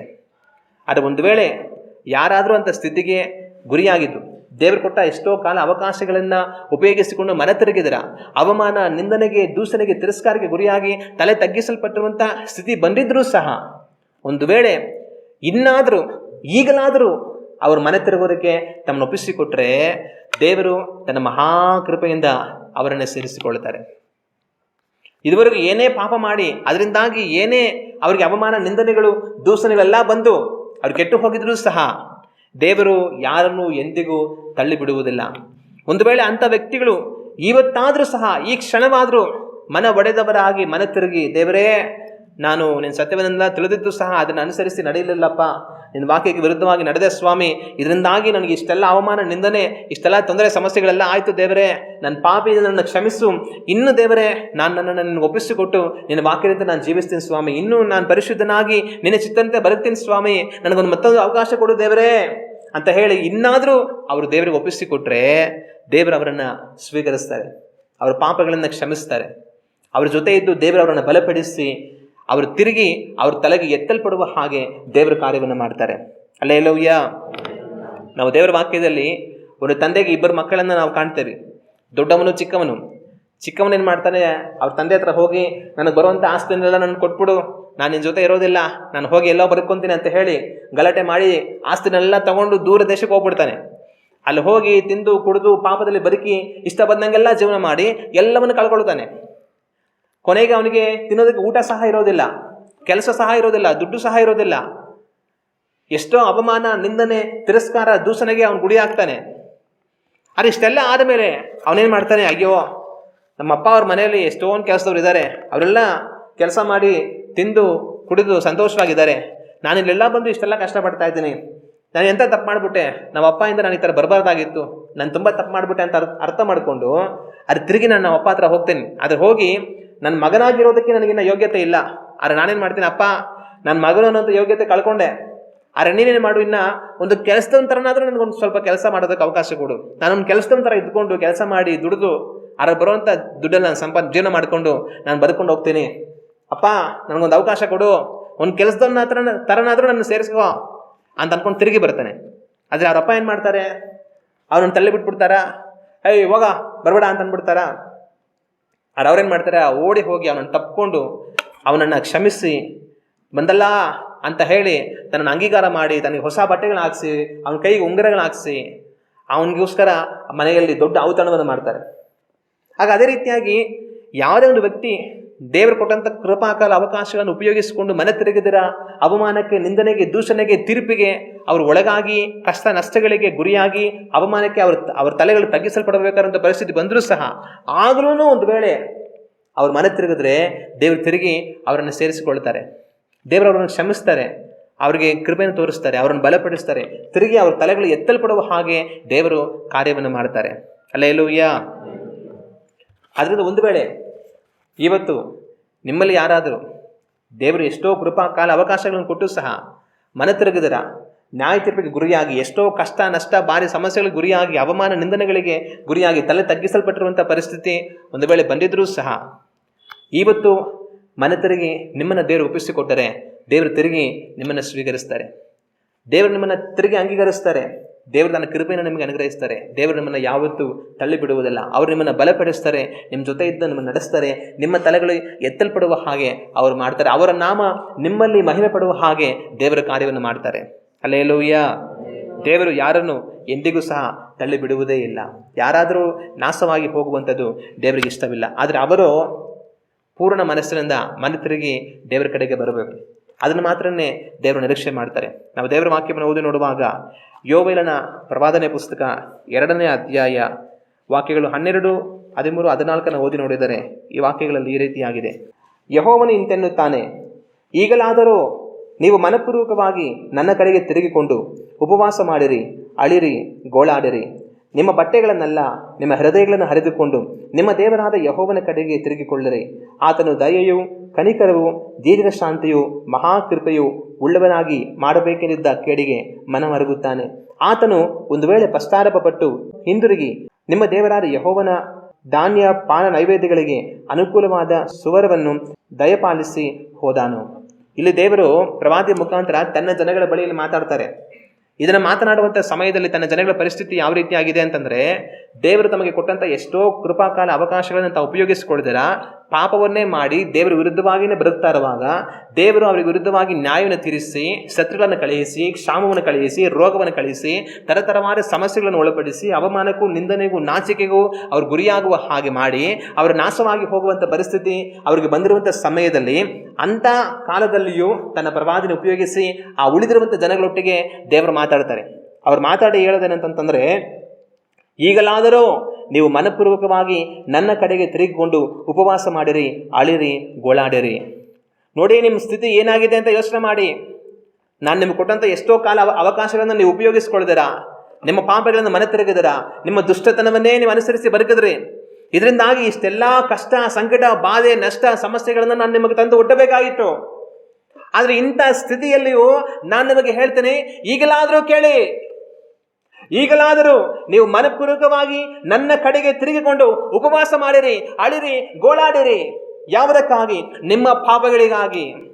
ನೀವು ಮಾಡಿರುವಂಥ ಅಕ್ರಮಗಳು, ನೀವು ಮಾಡಿರುವಂಥ ಮೋಸ, ನೀವು ಮಾಡಿರುವಂಥ ವಂಚನೆ, ನೀವು ಮಾಡಿರುವಂಥ ಅನ್ಯಾಯ, ನೀವು ಸುರಿಸಿರುವಂಥ ಕಣ್ಣೀರು, ಇವುಗಳಿಗಾಗೆಲ್ಲ ಈಗಲಾದರೂ ನೀವು ಮನಪೂರ್ವಕವಾಗಿ ತಿರುಗಿಕೊಂಡು ಉಪವಾಸ ಮಾಡಿ ಅಳಿರಿ, ಗೋಳಾಡಿರಿ, ಪಶ್ಚಾತ್ತಾಪ ಪಡಿರಿ ನಿಮ್ಮ ಪಾಪಗಳಿಗಾಗಿ.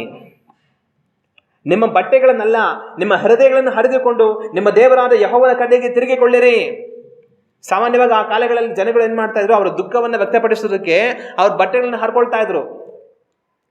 ಬಟ್ಟೆಗಳನ್ನು ಹರ್ಕೊಂಡು ಅಳ್ತಾರೆ ಅಂತಂತಂದ್ರೆ ನಮಗೆ ತುಂಬಾ ದುಃಖ ಆಗಿದೆ ಅಂತ ಅರ್ಥ. ಆ ರೀತಿ ಬಟ್ಟೆಗಳನ್ನು ಹರ್ಕೊಂಡು ಅಯ್ಯೋ ದೇವರೇ ನಮ್ಗೆ ಕ್ಷಮಿಸು ಅಂತ ಇದ್ರು. ಆದ್ರೆ ದೇವರು ಹೇಳ್ತಾರೆ, ನಿಮ್ಮ ಬಟ್ಟೆಗಳನ್ನು ಹರಿದುಕೊಳ್ಳೋದಲ್ಲ, ನಿಮ್ಮ ಹೃದಯಗಳನ್ನು ಹರಿದುಕೊಳ್ಳಿರಿ. ಅಂದ್ರೆ ಹೃದಯದಿಂದ ನಿಮಗೆ ಪಶ್ಚಾತ್ತಾಪ ಬರಲಿ. ಬಟ್ಟೆಯನ್ನ ನೀವು ಹರಿದು ಹೋಗೋದ್ರಿಂದ ಪ್ರಯೋಜನ ಇಲ್ಲ. ನಿಮ್ಮ ಮನಸ್ಸು ಪಾಪದಲ್ಲೇ ಬದುಕ್ತಾ ಇದ್ದ ಪ್ರಯೋಜನ ಇಲ್ಲ. ನಿಮ್ಮ ಹೃದಯಗಳನ್ನು ಹರಿಯಿರಿ, ಮನಪೂರ್ವಕವಾಗಿ ನಿಮ್ಮ ಪಾಪಗಳಿಂದ ಮನೆ ತಿರುಗಿರಿ ಅಂತ ದೇವರು ಆ ಜನಗಳಿಗೆ ಹೇಳೋದನ್ನು ನಾವು ಕಾಣ್ತೇವೆ. ಆ ರೀತಿಯಾಗಿ ನೀವು ಮಾಡುವಾಗ ಆತನು ದಯೆಯು, ಕನಿಕರವು, ದೀರ್ಘ ಶಾಂತಿಯು, ಮಹಾಕೃಪೆಯು ಉಳ್ಳವನಾಗಿ ಮಾಡಬೇಕೆಂದಿದ್ದ ಕೇಡಿಗೆ ಮನ ಮರುಗುತ್ತಾನೆ. ಈ ರೀತಿ ನೀವು ಮಾಡಿದ್ರೆ ದೇವರು ಇನ್ನೂ ನಿಮಗೇನು ಮಾಡ್ಬೇಕಂತಿದ್ದಾರೆ, ಇನ್ನೂ ನಿಮಗೇನು ಬರೋದಕ್ಕಿದೆ ಅದನ್ನು ಮನ ಮರುಗಿ ಮಾಡದೇ ಇರ್ತಾರೆ. ಅದು ಮಾತ್ರ ಅಲ್ದಿರ, ಆತನು ಒಂದು ವೇಳೆ ಪಶ್ಚಾತ್ತಾಪ ಪಟ್ಟು ಹಿಂದಿರುಗಿ ನಿಮ್ಮ ದೇವರಾದ ಯೆಹೋವನ ಧಾನ್ಯ ಪಾನ ನೈವೇದ್ಯಗಳಿಗೆ ಅನುಕೂಲವಾದ ಸುವರವನ್ನು ದಯಪಾಲಿಸಿ ಹೋದಾನು. ಒಂದು ವೇಳೆ ನೀವು ಈ ರೀತಿ ಮಾಡಿದ್ರೆ, ಪಶ್ಚಾತ್ತಾಪ ಪಟ್ಟು ಹಿಂದಿರುಗಿದ್ರೆ, ದೇವರು ತಮ್ಮ ಪಾನ ನೈವೇದ್ಯಗಳಿಗೆ ಬೇಕಾಗಿರುವಂಥ ಮಳೆಯನ್ನು ಸುರಿಸಿ ಒಳ್ಳೆ ಬೆಳೆಯನ್ನು ಕೊಟ್ಟು ನೀವು ಚೆನ್ನಾಗಿರೋ ಹಾಗೆ ದೇವರು ಮಾಡ್ತಾರೆ ಅಂತ ಇಲ್ಲಿ ದೇವರ ವಾಕ್ಯ ಅವರನ್ನು ಎಚ್ಚರಿಸುವಂಥದ್ದನ್ನು ನಾವು ಕಾಣ್ತೇವೆ. ಆಗ ಒಂದು ವೇಳೆ ಯಾರಾದರೂ ಅವರು ಕೆಟ್ಟ ಕೆಲಸಗಳನ್ನು ಮಾಡಿ ತಲೆ ಬಗ್ಗಿಸಿ ನಿಲ್ಲಬೇಕಾದಂಥ ಪರಿಸ್ಥಿತಿ ಬಂದು ಅವ್ರು ಜೀವಿಸ್ತಾ ಇದ್ರೂ ಸಹ ದೇವರ ಬಳಿಗೆ ಮನಪೂರ್ವಕವಾಗಿ ತಿರುಗಿಕೊಳ್ಳುವಾಗ, ಕ್ಷಮೆಯನ್ನು ಕೇಳುವಾಗ ದೇವರು ತನ್ನ ಮಹಾಕೃಪೆಯಿಂದ ಕ್ಷಮಿಸ್ತಾರೆ, ದಯೆಯನ್ನು ತೋರಿಸ್ತಾರೆ, ಸಂಭವಿಸುವುದಕ್ಕಿರುವಂಥ ಕಾರ್ಯಗಳನ್ನೆಲ್ಲ ತಪ್ಪಿಸ್ತಾರೆ. ಇನ್ನು ಅವರನ್ನು ಆಶೀರ್ವದಿಸಿ, ಅವರನ್ನು ಬಲಪಡಿಸಿ, ಅವರನ್ನು ಮೇಲಕ್ಕೆ ತಂದು ಅವರ ತಲೆಗಳು ಎತ್ತಲ್ಪಡುವ ಹಾಗೆ ದೇವರ ಕಾರ್ಯವನ್ನು ಮಾಡ್ತಾರೆ. ಹಲ್ಲೆಲೂಯಾ. ಆದ್ದರಿಂದ ಒಂದು ವೇಳೆ ನಾವೇನೋ ಕೆಟ್ಟ ಕೆಲಸವನ್ನು ಮಾಡಿ ತಲೆ ತಗ್ಗಿಸಿ ಬದುಕಬೇಕಾದ ಪರಿಸ್ಥಿತಿ ಬಂದರೆ ದೇವರ ಕಡೆಗೆ ನಾವು ಮನಪೂರ್ವಕವಾಗಿ ತಿರುಗಿಕೊಂಡು ಕ್ಷಮೆ ಕೇಳಿದ್ರೆ ದೇವರ ಕೃಪೆಯನ್ನು ಗ್ರಹಿಸಿ ನಮ್ಮನ್ನು ಬಲಪಡಿಸಿ ನಮ್ಮನ್ನು ನಡೆಸಿ ನಮ್ಮ ತಲೆಗಳು ತಿರುಗಿ ಎತ್ತಲ್ಪಡುವ ಹಾಗೆ ದೇವರ ಕಾರ್ಯವನ್ನು ಮಾಡ್ತಾರೆ. ಹಲ್ಲೆಲೂಯಾ. ಆ ರೀತಿಯಾಗಿ ನಡೆಯೋದಕ್ಕೆ ದೇವರು ನಮಗೆ ಸಹಾಯ ಮಾಡಲಿ. ಆದರೆ ಒಂದು ವೇಳೆ ಯಾರಾದರೂ ಒಬ್ಬರು ಕೆಟ್ಟ ಕೆಲಸವನ್ನು ಮಾಡಿ ಅವರ ತಲೆಗಳು ತಗ್ಗಿಸಲ್ಪಡಬೇಕಾದಂಥ ಪರಿಸ್ಥಿತಿ ಬಂದು, ಆದರೆ ಆಮೇಲೆ ಅವರು ದೇವರೇ ನಮ್ಮನ್ನು ಕ್ಷಮಿಸ್ಬಿಡಪ್ಪ ಅಂತ ಅಂದ್ಕೊಂಡು ನಾನು ಪಶ್ಚಾತ್ತಾಪ ಪಡ್ತೀನಿ, ನನ್ನ ತಪ್ಪು ನನಗೆ ಅರ್ಥ ಆಯಿತು, ದೇವರೇ ನನಗೆ ಕ್ಷಮಿಸಪ್ಪ, ನಾನು ಮಾಡಿ ಸರಿ ಇಲ್ಲ, ಇನ್ನು ನಾನು ಸರಿ ಹೋಗ್ತೀನಿ ಅಂತ ಹೇಳ್ಕೊಂಡು ದೇವರ ಹತ್ರಕ್ಕೆ ಬಂದು ನಿಜವಾದ ಪಶ್ಚಾತ್ತಾಪದೊಟ್ಟಿಗೆ ದೇವರ ಹತ್ರ ಬರೆದು ಹೋದರೆ ಅವ್ರಿಗೇನಾಗುತ್ತೆ? ಒಂದು ವೇಳೆ ಯಾರೋ ತಪ್ಪು ಮಾಡಿದ್ದಾರೆ, ದೇವರು ಶಿಕ್ಷೆ ಕೊಟ್ಟಿದ್ದಾರೆ, ಈಗ ಅವ್ರ ತಪ್ಪು ನಿಜವಾಗ್ಲೂ ಅವ್ರಿಗೆ ಅರ್ಥ ಆಗಿದೆ, ಅವ್ರೇನು ಮಾಡ್ತಾರೆ, ಒಡೆದ ಮನಸ್ಸಿನಿಂದ ದೇವರೇ ನನಗೆ ಕ್ಷಮಿಸಪ್ಪ ಅಂತ ಬರ್ತಾರೆ. ದೇವರು ತನ್ನ ಮಹಾಕೃಪೆಯಿಂದ ಅವ್ರನ್ನ ಸೇರಿಸ್ಕೊಳ್ತಾರೆ, ಅವ್ರನ್ನ ಬಲಪಡಿಸ್ತಾರೆ, ನಡೆಸ್ತಾರೆ.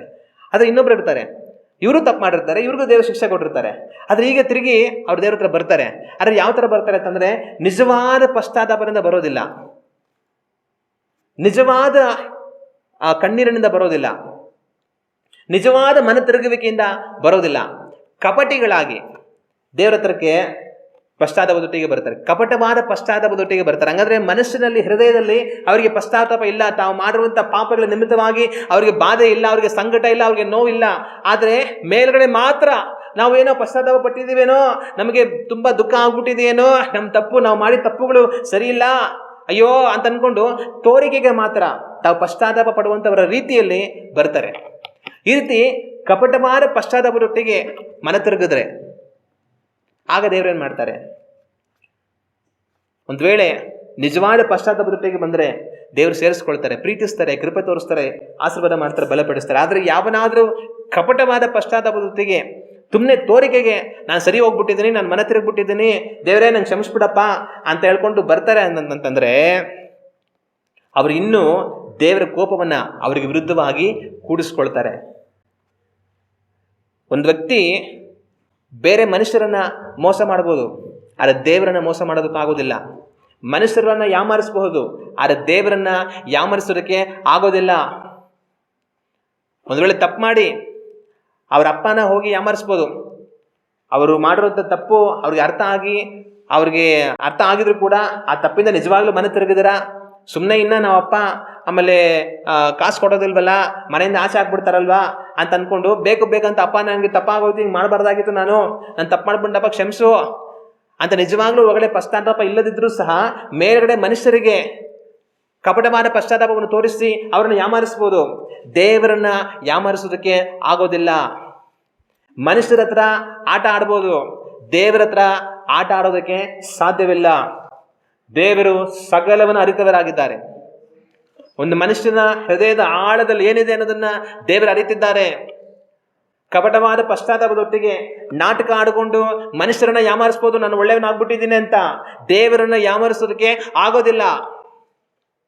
ಆದರೆ ಆ ರೀತಿ ಯಾರಾದರೂ ಕಪಟವಾದ ಪಶ್ಚಾತ್ತಾಪದೊಟ್ಟಿಗೆ ನಾಟಕ ಮಾಡಿಕೊಂಡು ಒಳ್ಳೆಯವನಾಗ್ಬಿಟ್ಟಿದ್ವಿ ಅಂತ ಅಂದ್ಕೊಂಡು ನಮ್ಗೆ ಕ್ಷಮಿಸ್ಬಿಡಿ ತಪ್ಪಾಗೋಯ್ತು ಅಂತೆಲ್ಲ ಅಂತ ಅಂದ್ಕೊಂಡು ದೇವ್ರ ಹತ್ರಕ್ಕೆ ಬರ್ತಾರೆ ಅಂದರೆ ಏನಾಗುತ್ತೆ? ಆ ರೀತಿ ಬರ್ತಾರೆ ಅಂತಂತಂದರೆ ಅವರು ದೇವರ ಕೃಪೆಗಲ್ಲ, ಇನ್ನೂ ಹೆಚ್ಚಾಗಿ ದೇವರ ಕೋಪಕ್ಕೆ ಗುರಿ ಆಗ್ತಾರೆ. ಒಂದು ವೇಳೆ ನಮಗೆ ಯಾರೋ ಒಂದು ತಪ್ಪು ಮಾಡಿದ್ದಾರೆ, ಅವ್ರು ಮಾಡೋ ತಪ್ಪಿಗೆ ಬೈತೀವಿ, ಅವ್ರನ್ನ ಏನೋ ಶಿಕ್ಷೆ ಕೊಡ್ತೀವಿ. ಅವ್ರು ನಿಜವಾಗ್ಲೂ ಅವ್ರ ತಪ್ಪನ್ನು ಸರಿ ಮಾಡ್ಕೊಂಡು ಬಂದಾಗ ನಮಗೆ ಕನಿಕರ ಬರುತ್ತೆ, ಅಯ್ಯೋ ಪಾಪ ಸರಿ ಹೋಗ್ಲಿ ಬಿಡು ಅಂತಂದ್ಬಿಟ್ಟು. ಆದರೆ ಯಾರಾದರೂ ತಪ್ಪು ಮಾಡಿ ಅವ್ರನ್ನ ಬೈದು ಆನಂತರ ಅವರು ನಿಜವಾದ ಪಶ್ಚಾತ್ತಾಪಕ್ಕೆ ನಮ್ಮ ಹತ್ರ ಬರ್ದಿರ ಮನಸ್ಸಲ್ಲಿ ಇನ್ನೂ ಬೇರೆ ಏನೋ ಲೆಕ್ಕಾಚಾರ ಹಾಕ್ಕೊಂಡು, ಆದರೆ ಮೇಗಡೆ ಮಾತ್ರ ಏನೋ ತಪ್ಪಾಗುತ್ತೆ ನಮ್ಗೆ ಕ್ಷಮಿಸ್ಬಿಡಿ ಅಂತ ಅಂದ್ಕೊಂಡು ಬಂದರು ಅಂತಂದರೆ ನಮ್ಗೆ ಗೊತ್ತಾಗಲ್ಲ, ನಾವು ಸೇರಿಸ್ಕೊಂಡ್ಬಿಡ್ತೀವಿ, ಸರಿ ಹೋಗ್ಲಿ ಬಿಡಿ ಆಯಿತು ಅಂತ ಅಂದ್ಬಿಟ್ಟು. ಆದರೆ 2 ದಿವಸ ಆದಮೇಲೆ ಗೊತ್ತಾಗುತ್ತೆ ಅವ್ನು ನಿಜವಾಗ್ಲೂ ಮನೆ ತಿರುಗಿಲ್ಲ, ಅವ್ನು ಮಾಡೋ ಕೆಲಸನ ಮಾಡ್ತಾ ಇದ್ದಾನೆ, ಸುಮ್ಮನೆ ನಾಟಕ ಆಡ್ತಾ ಇದ್ದಾನೆ ಅಂತ ಗೊತ್ತಾದಾಗ ಏನಾಗುತ್ತೆ? ಮೊದಲು ಅವ್ನು ತಪ್ಪು ಮಾಡಿದಾಗ ಎಷ್ಟು ಕೋಪ ಬಂದಿರುತ್ತೋ ಈಗ ಅದಕ್ಕಿಂತ ಜಾಸ್ತಿ ಕೋಪ ಬರುತ್ತೆ. ತಪ್ಪು ಮಾಡಿದೆ, ನಾನು ನಿನಗೇನೋ ಶಿಕ್ಷೆ ಕೊಟ್ಟೆ, ಅರೆ ನೀನು ಸರೋಗಿದ್ದೀಯ ಅಂತ ಅಂದ್ಕೊಂಡ್ರೆ ಸರೋಗ್ದಿರ ನಾಟಕ ಆಡ್ತಾ ಇದೀಯಾ ಅಂತ ಮೊದಲು ಏನು ಕೋಪ ಬಂದಿರುತ್ತೋ ಅದಕ್ಕಿಂತ ಜಾಸ್ತಿ ಕೋಪ ಬರುತ್ತೆ. ಅದೇ ರೀತಿಯಾಗಿಯೇ ಕಪಟವಾದ ಪಶ್ಚಾತ್ತಾಪದೊಟ್ಟಿಗೆ ದೇವ್ರ ಹತ್ರ ಬರೋರ ವಿಷಯದಲ್ಲಿ ದೇವರಿಗೆ ಇದಕ್ಕೆ ಮುಂಚೆಗಿಂತಲೂ ಇನ್ನೂ ಹೆಚ್ಚಿನ ಕೋಪ ಬರುತ್ತೆ. ಆ ಕೋಪದ ಫಲ, ಆ ಕೋಪದ ಮುಂದೆಗಡೆ ಅವ್ರು ನಿಂತುಕೊಳ್ಳೋದಕ್ಕೆ ಆಗದ ಹಾಗೆ ನಾಶವಾಗಿ ಹೋಗ್ಬೇಕಾದ ಪರಿಸ್ಥಿತಿ ಬರುತ್ತೆ. ಒಂದು ವೇಳೆ ಸುನಾಮಿ ಅಲೆ ಬರ್ತಾ ಇದೆ ಅಂತ ಅಂದ್ಕೊಳ್ಳಿ, ಯಾರಾದರೂ ಸಮುದ್ರದ ದಡದಲ್ಲಿ ನಿಂತ್ಕೊಂಡು ಆ ಸುನಾಮಿ ಅಲೆನ ಎದುರಿಸಿ ನಿಲ್ಲೋದಕ್ಕಾಗುತ್ತಾ? ಅವ್ರು ಹೊಡ್ಕೊಂಡು ಹೋಗ್ಬಿಡ್ತಾರೆ. ಬೆಂಕಿ ದಗದಗಿಸಿ ಉರಿತಾ ಇದೆ ಅಂತ ಅಂದ್ಕೊಳ್ಳಿ, ಆ ಬೆಂಕಿ ಉರ್ಕೊಂಡು ನಮ್ಮ ಕಡೆ ಬರ್ತಾ ಇದೆ ಅಂತಂತಂದರೆ ಆ ಬೆಂಕಿ ಮುಂದೆ ನಿಂತ್ಕೊಳ್ಳೋಕ್ಕಾಗುತ್ತಾ? ಸುಟ್ಟು ಕರಕಲಾಗಿ ನಾಶವಾಗಿ ಹೋಗ್ತಾರೆ. ಅದೇ ರೀತಿಯಾಗಿ ದೇವರ ಕೋಪದ ಮುಂದೆ ಯಾರು ನಿಲ್ಲೋದಕ್ಕೆ ಆಗೋದಿಲ್ಲ. ದೇವರ ಕೋಪದ ಮುಂದೆ ನಿಲ್ಲುವಂಥವರು ನಾಶವಾಗಿ ಹೋಗ್ಬೇಕಾಗತ್ತೆ, ಇಲ್ಲದ ಹಾಗೆ ಅವ್ರು ಅಳಿದು ಹೋಗ್ಬೇಕಾದ ಪರಿಸ್ಥಿತಿ ಬರುತ್ತೆ. ಅದರಿಂದ ಕಪಟವಾದ ಪಶ್ಚಾತ್ತಾಪದೊಟ್ಟಿಗೆ ನಾಟಕ ಮಾಡಿಕೊಂಡು ನಾವು ಒಳ್ಳೆಯವರಾಗ್ಬಿಟ್ಟಿದ್ವಿ, ಪರಿಶುದ್ಧರಾಗ್ಬಿಟ್ಟಿದ್ವಿ, ಅಯ್ಯೋ ನಾವು ಮಾಡಿ ತಪ್ಪಾಗೋದು ಕ್ಷಮಿಸ್ಬಿಟ್ರಿ ಅಂತ ಮನುಷ್ಯರನ್ನ ಯಾಮಾರಿಸೋ ರೀತಿಯಲ್ಲಿ ದೇವರನ್ನ ಯಾಮಾರಿಸೋದಕ್ಕೆ ಆಗೋದಿಲ್ಲ. ನಮ್ಮ ಪಶ್ಚಾತ್ತಾಪ ನಿಜವಾದ ಪಶ್ಚಾತ್ತಾಪವಾಗಿರಬೇಕು. ನಮ್ಮ ಕಣ್ಣೀರು ನಿಜವಾದ ಕಣ್ಣೀರಾಗಿರಬೇಕು. ಮೊಸಳೆ ಕಣ್ಣೀರು ಅಂತ ಹೇಳ್ತಾರೆ, ಆ ಥರ ನಾವು ಸುರಿಸುವಂಥವರಾಗಿ ಇರಬಾರದು. ನಾವು ಯಾವ ರೀತಿಯಾಗಿದ್ದೇವೆ ಅನ್ನೋದನ್ನು ಯೋಚನೆ ಮಾಡಿ ನೋಡೋಣ. ನಾವು ದೇವರ ವಾಕ್ಯವನ್ನು ಓದಿ ನೋಡುವಾಗ ಯೆರೆಮೀಯನ ಪ್ರವಾದನೆ ಪುಸ್ತಕ 3ನೇ ಅಧ್ಯಾಯ 10ನೇ ವಾಕ್ಯವನ್ನು ನಾವು ಓದಿ ನೋಡಿದರೆ ದೇವರು ಈ ರೀತಿಯಾಗಿ ಹೇಳ್ತಾರೆ, ಇಸ್ರಾಯೇಲಿಗೆ ಇಷ್ಟು ದಂಡನೆ ಆದರೂ ಯಹೂದವೆಂಬ ದ್ರೋಹಿಯಾದ ಅವಳ ತಂಗಿಯು ನನ್ನ ಕಡೆಗೆ ಪೂರ್ಣ ಮನದಿಂದಲ್ಲ ಕಪಟದಿಂದಲೇ ತಿರುಗಿಕೊಂಡಿದ್ದಾಳೆ ಎಂಬುದು ಯೆಹೋವನಾದ ನನ್ನ ನುಡಿ. ಇಲ್ಲಿ ದೇವರು ತನ್ನ ಪ್ರವಾದಿ ಮುಖಾಂತರ ಹೇಳಿಸುವಂಥ ಮಾತೇನಂತಂದರೆ, ಇಸ್ರಾಯೇಲಿಗೆ ಇಷ್ಟು ದಂಡನೆ ಆದರೂ ಯಹೂದವೆಂಬ ದ್ರೋಹಿಯಾದ ಅವಳ ತಂಗಿಯು ನನ್ನ ಕಡೆಗೆ ಪೂರ್ಣ ಮನದಿಂದಲ್ಲ ಕಪಟದಿಂದಲೇ ತಿರುಗಿಕೊಂಡಿದ್ದಾಳೆ. ಇಸ್ರಾಯೇಲ್ ದೇಶ 2 ಭಾಗವಾಗಿತ್ತು. ಇಸ್ರಾಯೇಲ್ ಭೂಪ್ರದೇಶ ಒಂದು, ಯಹೂದ್ಯ ಭೂಪ್ರದೇಶ ಒಂದು. ಇಸ್ರಾಯೇಲ್ ಜನಗಳು ಮಾಡಿದಂಥ ಪಾಪಕ್ಕೆ ದೇವರವರನ್ನು ಶಿಕ್ಷಿಸಿ ಅವರಿಗೆ ದಂಡನೆ ಕೊಟ್ಟರು. ಆದ್ರೆ ದೇವರು ಹೇಳ್ತಾರೆ, ಇಸ್ರಾಯೇಲ್ ಜನಗಳಿಗೆ ನಾನು ಇಷ್ಟೆಲ್ಲಾ ದಂಡನೆಯನ್ನ ಕೊಟ್ಟಿದ್ದನ್ನ ನೋಡಿ ಯಹೂದಳಿಗೆ ಏನಾಗಿದೆ, ಭಯ ಬಂದಿದೆ. ಅಯ್ಯಯ್ಯೋ, ಇಸ್ರಾಯೇಲ್ ಜನಗಳು ಇಷ್ಟೆಲ್ಲ ಪಾಪ ಮಾಡಿದಕ್ಕೆ ದೇವರು ಹೆಂಗೆಲ್ಲ ಅವ್ರಿಗೆ ದಂಡನೆ ಕೊಟ್ಟಿದ್ದಾರೆ, ನಾನು ಪಾಪದಲ್ಲೇ ಮುಂದುವರೆದ್ರೆ ನನಗೆ ಏನಾಗ್ಬಿಡುತ್ತಪ್ಪ ಅಂತ ಅವ್ರಿಗೆ ಭಯ ಬಂದಿದೆ. ಭಯಪಟ್ಟು ತಿರ್ಕೊಂಡಿದ್ದಾರೆ ನನ್ನ ಕಡೆಗೆ. ಅಯ್ಯೋ ದೇವರೇ, ನನ್ನ ಪಾಪಿ ನಂಗೆ ಕ್ಷಮಿಸು ಸ್ವಾಮಿ, ಇಸ್ರಾಯೇಲ್ ಜನಗಳಿಗೆ ಬಂದಂತ ದಂಡನೆ ನನಗೆ ಬರ್ದರ ಇರಲಿ ಅಂತ ಅವಳು ತಿರ್ಕೊಂಡಿದ್ದಾಳೆ. ಆದ್ರೆ ಅವಳು ತಿರುಗಿಕೊಂಡಿರೋದು ನಿಜ ಅಲ್ಲ. ಅವಳು ಯಾವ ರೀತಿಯಾಗಿ ತಿರ್ಕೊಂಡಿದ್ದಾಳೆ? ಅವಳ ತಂಗಿ ನನ್ನ ಕಡೆಗೆ ಪೂರ್ಣ ಮನದಿಂದಲ್ಲ ಕಪಟದಿಂದಲೇ ತಿರುಗಿಕೊಂಡಿದ್ದಾಳೆ ಎಂಬುದು ಯೆಹೋವನಾದ ನನ್ನ ನುಡಿ. ಯಹೂದ ಜನಗಳು ಯಾವ ತರ ದೇವ್ರ ಕಡೆ ತಿರುಗಿಕೊಂಡಿದ್ದಾರೆ? ಪೂರ್ಣ ಮನದಿಂದ ತಿರುಗಿಕೊಂಡಿಲ್ಲ, ಕಪಟದಿಂದ ತಿರುಗಿಕೊಂಡಿದ್ದಾರೆ. ಇವತ್ತು ಇದೇ ರೀತಿಯಾಗಿ ಕಪಟದಿಂದ ಮನ ತಿರುಗುವಂತ ಎಷ್ಟೋ ಜನಗಳಿದ್ದಾರೆ. ಅವ್ರು ಮಾಡಿರುವಂಥ ಪಾಪಗಳಿಗೆ ನಿಜವಾಗಲೂ ಅವರಿಗೆ ಪಶ್ಚಾತ್ತಾಪ ಇಲ್ಲ. ಅವ್ರು ಮಾಡಿರುವಂಥ ಕೃತ್ಯಗಳಿಗೆ ನಿಜವಾಗಲೂ ಅವ್ರ ಮನಸ್ಸಿನಲ್ಲಿ ವೇದನೆ ಇಲ್ಲ. ಅವ್ರು ಮಾಡಿರುವಂಥ ಕೃತ್ಯಗಳಿಗೆ ಅವ್ರು ನಿಜವಾಗಲೂ ಮನಸ್ಸಿನಲ್ಲಿ ಕುಚ್ಚಲ್ಪಟ್ಟವರಾಗಿ ಬದುಕ್ತಾ ಇಲ್ಲ. ಆದರೆ ಹೊರಗಡೆ ತೋರಿಕೆಗೆ ಮಾತ್ರ ಜನಗಳಿಗೆ ನಾವು ಪಾಪ ಮಾಡ್ಬಿಟ್ವಿ, ನಾವು ತಪ್ಪು ಮಾಡ್ಬಿಟ್ವಿ, ನಾವು ಸರಿ ಹೋಗಿದ್ದೀವಿ, ದೇವ್ರು ನಮಗೆ ಕ್ಷಮಿಸ್ಲಿ, ನಾವು ದೇವ್ರಿಗೆ ಒಪ್ಪಿಸ್ಕೊಟ್ಟು ಜೀವಿಸ್ತೀವಿ ಅಂತ ಜನಗಳನ್ನ ಯಾಮಾರಿಸ್ತಾ ಇದ್ದಾರೆ. ಹೃದಯದಲ್ಲಿ ಮನ ತಿರುಗಿಲ್ಲ. ಅವರ ಒಳಗಡೆಯಲ್ಲಿ ಅವರ ಕಪಟತನದಿಂದ, ಅವ್ರ ಕೆಟ್ಟತನದಿಂದ, ಅನೀತಿಯಿಂದ ಮನ ತಿರುಗಿಲ್ಲ. ರಹಸ್ಯವಾಗಿ ಅವ್ರು ಮಾಡುವಂಥ ಕೃತ್ಯಗಳನ್ನ ಮಾಡ್ತಾನೆ ಇರ್ತಾರೆ. ಆದರೆ ಹೊರಗಡೆ ಮಾತ್ರ ನಾವು ಮನ ತಿರುಗಿದ್ದೀವಿ ಅನ್ನೋ ಥರ ತೋರಿಸ್ಕೊಳ್ಳೋ ಪ್ರಯತ್ನ ಮಾಡೋ ಎಷ್ಟೋ ಜನಗಳಿದ್ದಾರೆ. ಕಪಟದಿಂದ ಮನ ತಿರುಗುವಂಥವರು. ಆದರೆ ಈ ರೀತಿಯಾಗಿ ಕಪಟದಿಂದ ಮನ ತಿರುಗುವಂಥವರುಗಳಿಗೆ ದೇವರು ನ್ಯಾಯ ತೀರಿಸಬೇಕಾದ ಪರಿಸ್ಥಿತಿ ಬರುತ್ತೆ. ಅವರು ಅತ್ಯಂತ ದೇವರ ಕೋಪಕ್ಕೆ ಗುರಿಯಾಗಬೇಕಾದ ಪರಿಸ್ಥಿತಿ ಬರುತ್ತೆ. ಆಗ ನಾವು ಮನ ತಿರುಗಬೇಕು. ಆದರೆ ಮನ ತಿರುಗುವಂಥದ್ದು ಸುಮ್ಮನೆ ಮನ ತಿರುಗೋದಂತಲ್ಲ, ನಿಜವಾಗಲೂ ಪೂರ್ಣ ಮನಸ್ಸಿನಿಂದ ನಾವು ಮನ ತಿರುಗಬೇಕು. ಕಪಟದಿಂದ ಯಾವತ್ತೂ ಸಹ ನಾವು ಮನ ತಿರುಗಬಾರದು. ನಾವು ಯಾವ ರೀತಿಯಾಗಿ ಜೀವಿಸ್ತಾ ಇದ್ದೀವಿ ಅನ್ನೋದನ್ನು ಒಂದು ಕ್ಷಣ ನಾವು ಯೋಚನೆ ಮಾಡಿ ನೋಡೋಣ. ಕೆಟ್ಟ ಕೃತ್ಯಗಳನ್ನು ಮಾಡುವಾಗ ಅವ್ರ ತಲೆಗಳು ತಗ್ಗಿಸಲ್ಪಡಬೇಕಾಗಿರುವಂಥ ಪರಿಸ್ಥಿತಿ ಬರುತ್ತೆ. ಯಾರಾದರೂ ಕೆಟ್ಟ ಕೃತ್ಯಗಳನ್ನು ಮಾಡಿ ತಲೆ ತಗ್ಗಿಸಿ ಇರುವಂಥ ಪರಿಸ್ಥಿತಿ ಬಂದಿದ್ರು ಮನಪೂರ್ವಕವಾಗಿ ತಾವು ಪಶ್ಚಾತ್ತಾಪಪಟ್ಟು ತಿರುಗಿಕೊಳ್ಳುವಾಗ ದೇವರು ತನ್ನ ಮಹಾಕೃಪೆಯಿಂದ ಅವ್ರಿಗೆ ಕ್ಷಮಿಸಿ ಅವರು ಸ್ವೀಕರಿಸ್ತಾರೆ. ಆದರೆ ಕಪಟವಾದ ಪಶ್ಚಾತ್ತಾಪದೊಟ್ಟಿಗೆ ಬಂದರೆ ಅವರು ಇನ್ನೂ ಹೆಚ್ಚಿನ ದಂಡನೆಗೆ ಗುರಿಯಾಗಬೇಕಾದ ಪರಿಸ್ಥಿತಿ ಬರುತ್ತೆ. ಅಂಥ ಕೃತ್ಯಗಳಿಗೆ ನಾವು ಒಳಗಾಗದ ಹಾಗೆ ನಾವು ಗಮನವಾಗಿರಬೇಕು. ನಮ್ಮ ಪಶ್ಚಾತ್ತಾಪ ನಿಜವಾದ ಪಶ್ಚಾತ್ತಾಪವಾಗಿರಬೇಕು. ಹಲ್ಲೆಲೂಯಾ. ನಾವಿನ್ನೂ ಅಲ್ಲಿ ಗಮನಿಸಿ ನೋಡುವಾಗ ಆದಿಕಾಂಡ ಪುಸ್ತಕದಲ್ಲಿ 4ನೇ ಅಧ್ಯಾಯ 6ನೇ ವಾಕ್ಯದಲ್ಲಿ ನಾವು ಆಗಲೇ ಓದಿದಂಥ ಅದೇ ವಾಕ್ಯದಲ್ಲಿ ದೇವರು ಹೇಳೋ ಮಾತೇನಂತಂದರೆ, ಒಳ್ಳೆ ಕೆಲಸ ಮಾಡಿದರೆ ನಿನ್ನ ತಲೆ ಎತ್ತಲ್ಪಡುತ್ತದಲ್ಲವೇ. ದೇವರ ಕಾಯಿನನಿಗೆ ಹೇಳುವಂಥ ಮಾತೇನು? ಒಳ್ಳೆ ಕೆಲಸ ಮಾಡಿದರೆ ನಿನ್ನ ತಲೆ ಎತ್ತಲ್ಪಡುತ್ತದಲ್ಲವೇ. ಒಳ್ಳೆಯ ಕೆಲಸವನ್ನು ಮಾಡಿ ಆಗ ನಿಮ್ಮ ತಲೆ ಎತ್ತಲ್ಪಡುತ್ತದೆ. ಹಲ್ಲೆಲೂಯಾ. ಒಳ್ಳೆಯ ಕೆಲಸವನ್ನು ಮಾಡುವಾಗ ದೇವರು ನಮ್ಮ ತಲೆಗಳನ್ನು ಎತ್ತಲ್ಪಡುವ ಹಾಗೆ ಮಾಡ್ತಾರೆ. ಹಲ್ಲೆಲೂಯಾ. ಎಲ್ಲರಿಗೂ ನಮ್ಮ ತಲೆಗಳು ಎತ್ತಲ್ಪಡಬೇಕಂತ ಇಷ್ಟ. ಯಾರಿಗೆ ತಾನೇ ನಮ್ಮ ತಲೆಗಳು ಎತ್ತಲ್ಪಡಬಾರದು ಅಂತ ಅನ್ಕೊಳ್ತಾರೆ? ಎಲ್ಲರೂ ನಮ್ಮ ತಲೆಗಳು ಎತ್ತಲ್ಪಡಬೇಕಂತ ಇಷ್ಟಪಡ್ತಾರೆ. ಅದು ತಲೆ ಎತ್ತಲ್ಪಡಬೇಕಾದ್ರೆ ಏನು ಮಾಡಬೇಕು? ಸ್ವತಃ ದೇವರೇ ಹೇಳ್ತಾರೆ, ಒಳ್ಳೆ ಕೆಲಸಗಳನ್ನು ಮಾಡಿ ನಿಮ್ಮ ತಲೆ ಎತ್ತಲ್ಪಡುತ್ತೆ ಅಂತ. ಹಲ್ಲೆಲೂಯಾ. ಆಗ ನಾನು ನೀವು ಕರ್ತನಲ್ಲಿ ಒಳ್ಳೆ ಕೆಲಸವನ್ನು ಮಾಡುವಂಥವರಾಗಿರಬೇಕು. ಆಗ ಕರ್ತನು ನಮ್ಮ ತಲೆಗಳನ್ನು ಎತ್ತುವ ಹಾಗೆ ಅವರು ಮಾಡ್ತಾರೆ. ಹಲ್ಲೆಲೂಯಾ. ಆದರೆ ಅನೇಕರು ಏನು ಹೇಳ್ತಾರೆ ಅಂತಂದರೆ, ಅಯ್ಯೋ ನಾವು ಒಳ್ಳೇದು ಮಾಡಿ ಮಾಡಿ ಮಾಡಿ ಮಾಡಿ ಸಾಕಾಯಿತು, ಮಾಡೋ ಒಳ್ಳೇದೆಲ್ಲ ಮಾಡಿ ನಾವೇ ತಲೆ ಬಗ್ಗಿಸ್ಕೊಂಡಿದ್ದೀವಿ, ಎಲ್ಲ ಕೆಟ್ಟವರು ತಲೆ ಎತ್ಕೊಂಡು ಓಡಾಡ್ತಾ ಇದ್ದಾರೆ. ಮಾಡೋ ಎಲ್ಲ ಒಳ್ಳೇದು ಮಾಡಿ ನಮಗೆ ಅವಮಾನ, ನಮಗೆ ನಿಂದನೆ, ನಮಗೆ ದೂಷಣೆ ಎಲ್ಲ ನಾವೇ ಅನುಭವಿಸ್ತಾ ಇದ್ದೀವಿ. ಆದರೆ ಮಾಡೋ ಕೆಟ್ಟದೆಲ್ಲ ಮಾಡಿ ಕೆಟ್ಟವರೆಲ್ಲ ಎಲ್ಲ ರಾತಾರೋಷವಾಗಿ ತಲೆ ಎತ್ಕೊಂಡು ಓಡಾಡ್ತಾ ಇದ್ದಾರೆ. ನಮ್ಮ ಪರಿಸ್ಥಿತಿ ಹಿಂಗಾಗಿದೆ, ಒಳ್ಳೇದು ಮಾಡಿ ಏನು ಪ್ರಯೋಜನ ಅಂತ ಅಂದ್ಕೊಳ್ಳೋರು ಇರ್ತಾರೆ.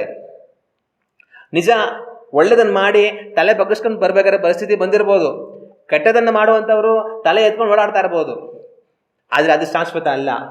ಒಂದು ದಿವಸ ದೇವರು ನ್ಯಾಯವನ್ನು ತೀರಿಸೋದಕ್ಕೆ ಹೇಳ್ತಾರೆ. ದೇವರು ನ್ಯಾಯ ತೀರಿಸುವುದಕ್ಕೆ ಹೇಳುವಾಗ ಎಲ್ಲ ಕೆಟ್ಟ ತಲೆಗಳು ಬಗ್ಗೆ ಹೋಗುತ್ತೆ, ನೀತಿವಂತನ ತಲೆ ಎತ್ತಲ್ಪಡುತ್ತೆ. ಹಲ್ಲೆಲೂಯಾ. ಅವಾಗ ಅದರಿಂದ ನಾವೇನು ಮಾಡಬೇಕು? ಅಯ್ಯೋ ನಾನು ಒಳ್ಳೇದು ಮಾಡಿ ಮಾಡಿ ಮಾಡಿ ನಾನು ತಲೆನೇ ಬಗ್ಗಿದೆ, ಕೆಟ್ಟದ್ದು ಮಾಡೋನೆಲ್ಲ ತಲೆ ಓಡಾಡ್ತಾ ಇದ್ದೇನೆ ಅಂತ ಬಾಧೆ ಪಡಬಾರ್ದು. ಕರ್ತನ ಮೇಲೆ ನಂಬಿಕೆಯಿಂದ ಒಳ್ಳೆಯದನ್ನು ಮಾಡ್ತಾನೆ ಇರಬೇಕು. ಒಂದು ದಿವಸ ಬರುತ್ತೆ, ಯಾರು ಏನು ಅನ್ನೋದನ್ನು ದೇವರು ತೋರಿಸ್ಕೊಡ್ತಾರೆ. ಆ ದಿನದಲ್ಲಿ ಒಳ್ಳೆಯವರ ತಲೆಗಳು ಎತ್ತಲ್ಪಡುತ್ತೆ, ಕೆಟ್ಟವರ ತಲೆಗಳೆಲ್ಲ ಅವಮಾನದಿಂದ ಅದು ಕುಗ್ಗಿ ಹೋಗುತ್ತೆ. ಹಲ್ಲೆಲೂಯಾ. ಒಂದು ವೇಳೆ ಇವತ್ತು ನೀವು ಮಾಡೋ ಒಳ್ಳೆಯದೆಲ್ಲ ಮಾಡಿ ತಲೆ ಬಗ್ಗೆ ಇರುವಂಥ ಪರಿಸ್ಥಿತಿ ಬಂದಿರ್ಬೋದು, ಆದರೆ ಅದು ಶಾಶ್ವತವಲ್ಲ. ಕರ್ತನಲ್ಲಿ ನೀವು ಒಳ್ಳೆಯದನ್ನು ಮಾಡ್ತಾನೇ ಇರುವಾಗ ದೇವರು ನಿಮ್ಮ ಒಳ್ಳೆಯದನ್ನು ಒಂದು ದಿವಸ ಎಲ್ಲರಿಗೂ ಎತ್ತಿ ತೋರಿಸ್ತಾರೆ. ಹಲ್ಲೆಲೂಯಾ.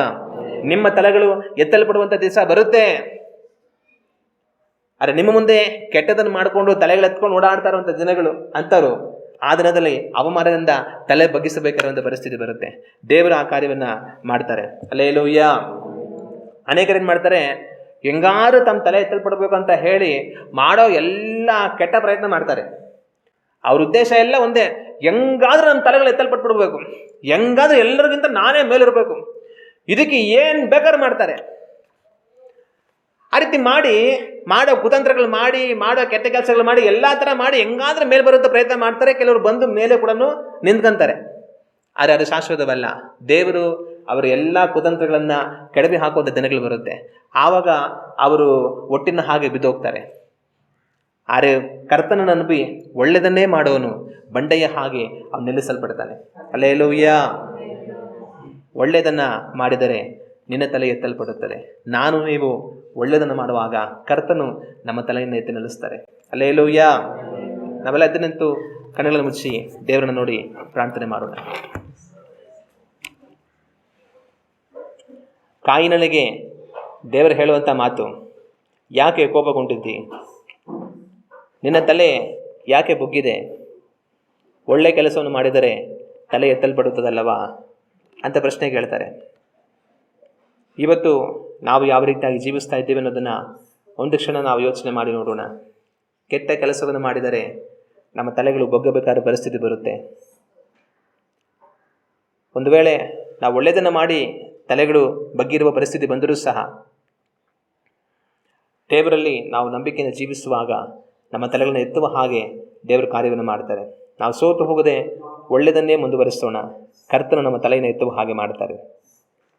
ಕೆಟ್ಟದನ್ನು ಮಾಡಿ ತಲೆ ತಗ್ಗುವಂಥ ಪರಿಸ್ಥಿತಿ ಬಂದಿದ್ದರೆ ಇವತ್ತೇ ಮನ ತಿರುಗೋಣ. ದೇವರು ತನ್ನ ಮಹಾಕೃಪೆಯಿಂದ ನಮ್ಮನ್ನು ಸ್ವೀಕರಿಸಿ ನಮ್ಮ ಕೃತ್ಯಗಳನ್ನೆಲ್ಲ ತೆಗೆದುಹಾಕಿ ನಮ್ಮ ತಲೆಗಳನ್ನು ತಿರುಗಿ ಎತ್ತುವ ಹಾಗೆ ದೇವರು ಕಾರ್ಯವನ್ನು ಮಾಡ್ತಾರೆ. ಒಂದು ವೇಳೆ ಕೆಟ್ಟದನ್ನು ಮಾಡುತ್ತಾ ಇದುವರೆಗೂ ಯಾರಿಗೂ ಗೊತ್ತಾಗಿಲ್ಲ, ಯಾವುದೂ ಆಚೆ ಬಂದಿಲ್ಲ, ಎಲ್ಲರೂ ನನ್ನನ್ನು ಒಳ್ಳೆಯವರೇ ಅಂತ ಅಂದ್ಕೊಂಡಿದ್ದಾರೆ, ನನ್ನ ತಲೆ ಎತ್ತಲ್ಪಟ್ಟಿದೆ ಅಂತ ಅಂದ್ಕೊಂಡು ಬರುತ್ತಾ ಇದ್ದಾರೆ, ಇವತ್ತೇ ಆ ಕೆಟ್ಟದನ್ನು ಮನ ತಿರುಗಬೇಕು. ಕಾರಣ ಎಲ್ಲ ರಹಸ್ಯಗಳನ್ನು ದೇವರು ಬಯಲು ಮಾಡುವಂಥ ದಿನ ಬರುತ್ತೆ. ಆವತ್ತು ಅವಮಾನವನ್ನು ತಲೆ ತಗ್ಗಿಸುವಂಥ ಪರಿಸ್ಥಿತಿ ಬರುತ್ತೆ. ಆದರೆ ಅಂಥ ಪರಿಸ್ಥಿತಿ ಬರೋದಕ್ಕಿಂತ ಮುಂಚೆ, ದೇವರು ನ್ಯಾಯವನ್ನು ತೀರಿಸುವುದಕ್ಕಿಂತ ಮುಂಚೆ ನಾವು ಇವತ್ತೇ ಮನ ತಿರುಗಿದ್ರೆ ನಮಗೆ ಎಷ್ಟೋ ಒಳ್ಳೆಯದು. ಅದೇ ರೀತಿಯಾಗಿ ನಾವು ಕೆಟ್ಟ ಕೆಲಸವನ್ನು ಮಾಡಿ ಕರ್ತನ ನ್ಯಾಯ ತೀರ್ಪಿಗೆ ಗುರಿಯಾಗಿ ತಲೆ ತಗ್ಗಿಸಲ್ಪಡಬೇಕಾಗಿರುವ ಪರಿಸ್ಥಿತಿ ಬಂದಿದ್ದರೂ ನಾವು ನಿಜವಾಗಲೂ ಪಶ್ಚಾತ್ತಾಪದೊಟ್ಟಿಗೆ ಕರ್ತನ ಬಳಿಗೆ ಬರುವಾಗ ಆದರೆ ನಮ್ಮನ್ನು ಸೇರಿಸಿಕೊಂಡು ನಮ್ಮ ನಿಂದನೆಗಳನ್ನೆಲ್ಲ ತೆಗೆದುಹಾಕಿ ನಮ್ಮ ತಲೆಗಳನ್ನು ಎತ್ತುವ ಹಾಗೆ ದೇವರು ಕಾರ್ಯ ಮಾಡ್ತಾರೆ. ಆದರೆ ನಿಜವಾದ ಪಶ್ಚಾತ್ತಾಪದೊಟ್ಟಿಗೆ ಬರದೆ ಕಪಟವಾದ ಪಶ್ಚಾತ್ತಾಪದೊಟ್ಟಿಗೆ ಕರ್ತನ ಬಳಿಗೆ ಬಂದು ಕರ್ತನನ್ನು ಯಾಮಾರಿಸುವುದಕ್ಕೆ ನೋಡಿದರೆ ಅದು ಸಾಧ್ಯವಿಲ್ಲ. ಅವನು ಕರ್ತನ ಕೋಪವನ್ನು ಇನ್ನೂ ಹೆಚ್ಚಾಗಿ ತನಗೆ ವಿರುದ್ಧವಾಗಿ ಕೂಡಿಸಿಕೊಂಡು ದೇವರ ಕೋಪದಲ್ಲಿ ನಾಶವಾಗಿ ಹೋಗಬೇಕಾದ ಪರಿಸ್ಥಿತಿ ಬರುತ್ತೆ. ಆದರೆ ಅಂಥ ಮಹಾ ಅಪರಾಧವನ್ನು ನಾವು ಎಂದಿಗೂ ಮಾಡಬಾರದು. ನಮ್ಮ ಪಶ್ಚಾತ್ತಾಪ ನಿಜವಾದ ಪಶ್ಚಾತ್ತಾಪವಾಗಿರಬೇಕು. ಕಪಟದಿಂದ ಕರ್ತನ ಬಳಿಗೆ ನಾವು ಎಂದಿಗೂ ಬರಲೇ ಕೂಡದು. ನಮ್ಮನ್ನು ನಾವು ಪರೀಕ್ಷಿಸಿಕೊಂಡು ನೋಡೋಣ, ನಾವು ಯಾವ ಸ್ಥಿತಿಯಲ್ಲಿದ್ದೇವೆ. ಒಳ್ಳೆಯದನ್ನು ಮಾಡಿದರೆ ನಮ್ಮ ತಲೆಗಳು ಎತ್ತಪಡುವಂಥ ಸ್ಥಿತಿ ಬರುತ್ತೆ. ನಮ್ಮ ಕೃತ್ಯಗಳು ಯಾವ ರೀತಿಯಾಗಿದೆ ಯೋಚನೆ ಮಾಡೋಣ. ಒಳ್ಳೆಯದನ್ನೇ ಮಾಡೋದಕ್ಕೆ ನಮ್ಮನ್ನು ಒಪ್ಪಿಸಿಕೊಡೋಣ. ನಮ್ಮ ತಲೆಗಳು ಕರ್ತನ ವಾಕ್ಯದಂತೆ ಎತ್ತಲ್ಪಟ್ಟೇ ಪಡುತ್ತವೆ. ಕರ್ತನ ನಮಗೋಸ್ಕರವಾಗಿ ಕಾರ್ಯವನ್ನು ಮಾಡೇ ಮಾಡ್ತಾರೆ. ನಾವು ಪ್ರಾರ್ಥನೆ ಮಾಡೋಣ. ನಮ್ಮನ್ನು ಬಹಳವಾಗಿ ಪ್ರೀತಿಸುವ ತಂದೆಯೇ, ನಮ್ಮ ರಕ್ಷಕನಾದ ಯೇಸು ಕ್ರಿಸ್ತನ ನಾಮದಲ್ಲಿ ನಿಮ್ಮನ್ನು ನೋಡಿ ಒಂದು ಮಧ್ಯಾಹ್ನದಲ್ಲಿ ನಾವು ಪ್ರಾರ್ಥನೆ ಮಾಡುತ್ತೇವೆ. ಕಾಯಿನನನ್ನು ನೀವು ಕೇಳಿದಂಥ ಪ್ರಶ್ನೆ, ಒಳ್ಳೆಯದನ್ನು ಮಾಡಿದರೆ ತಲೆ ಎತ್ತಲ್ಪಡುತ್ತದಲ್ಲವೇ ಎಂಬುದಾಗಿ. ತಂದೆಯೇ, ಈ ದಿವಸ ನಾವು ಏನನ್ನು ಮಾಡುತ್ತಾ ಇದ್ದೇವೆ ಪರೀಕ್ಷಿಸಿಕೊಂಡು ನೋಡಲು ನಮಗೆ ಸಹಾಯವನ್ನು ಮಾಡಿ. ಕೆಟ್ಟ ಕೃತ್ಯಗಳನ್ನು ಮಾಡಿ ನಮ್ಮ ತಲೆಗಳು ತಂದೆಯೇ ತಗ್ಗಿಸಲ್ಪಡುವಂಥ ಪರಿಸ್ಥಿತಿ ನಮಗೆ ಬರದ ಹಾಗೆ ತಂದೆಯೇ ನಾವು ಮನೆ ತಿರುಗುವ ಹಾಗೆ ಸಹಾಯವನ್ನು ಮಾಡಿರಿ.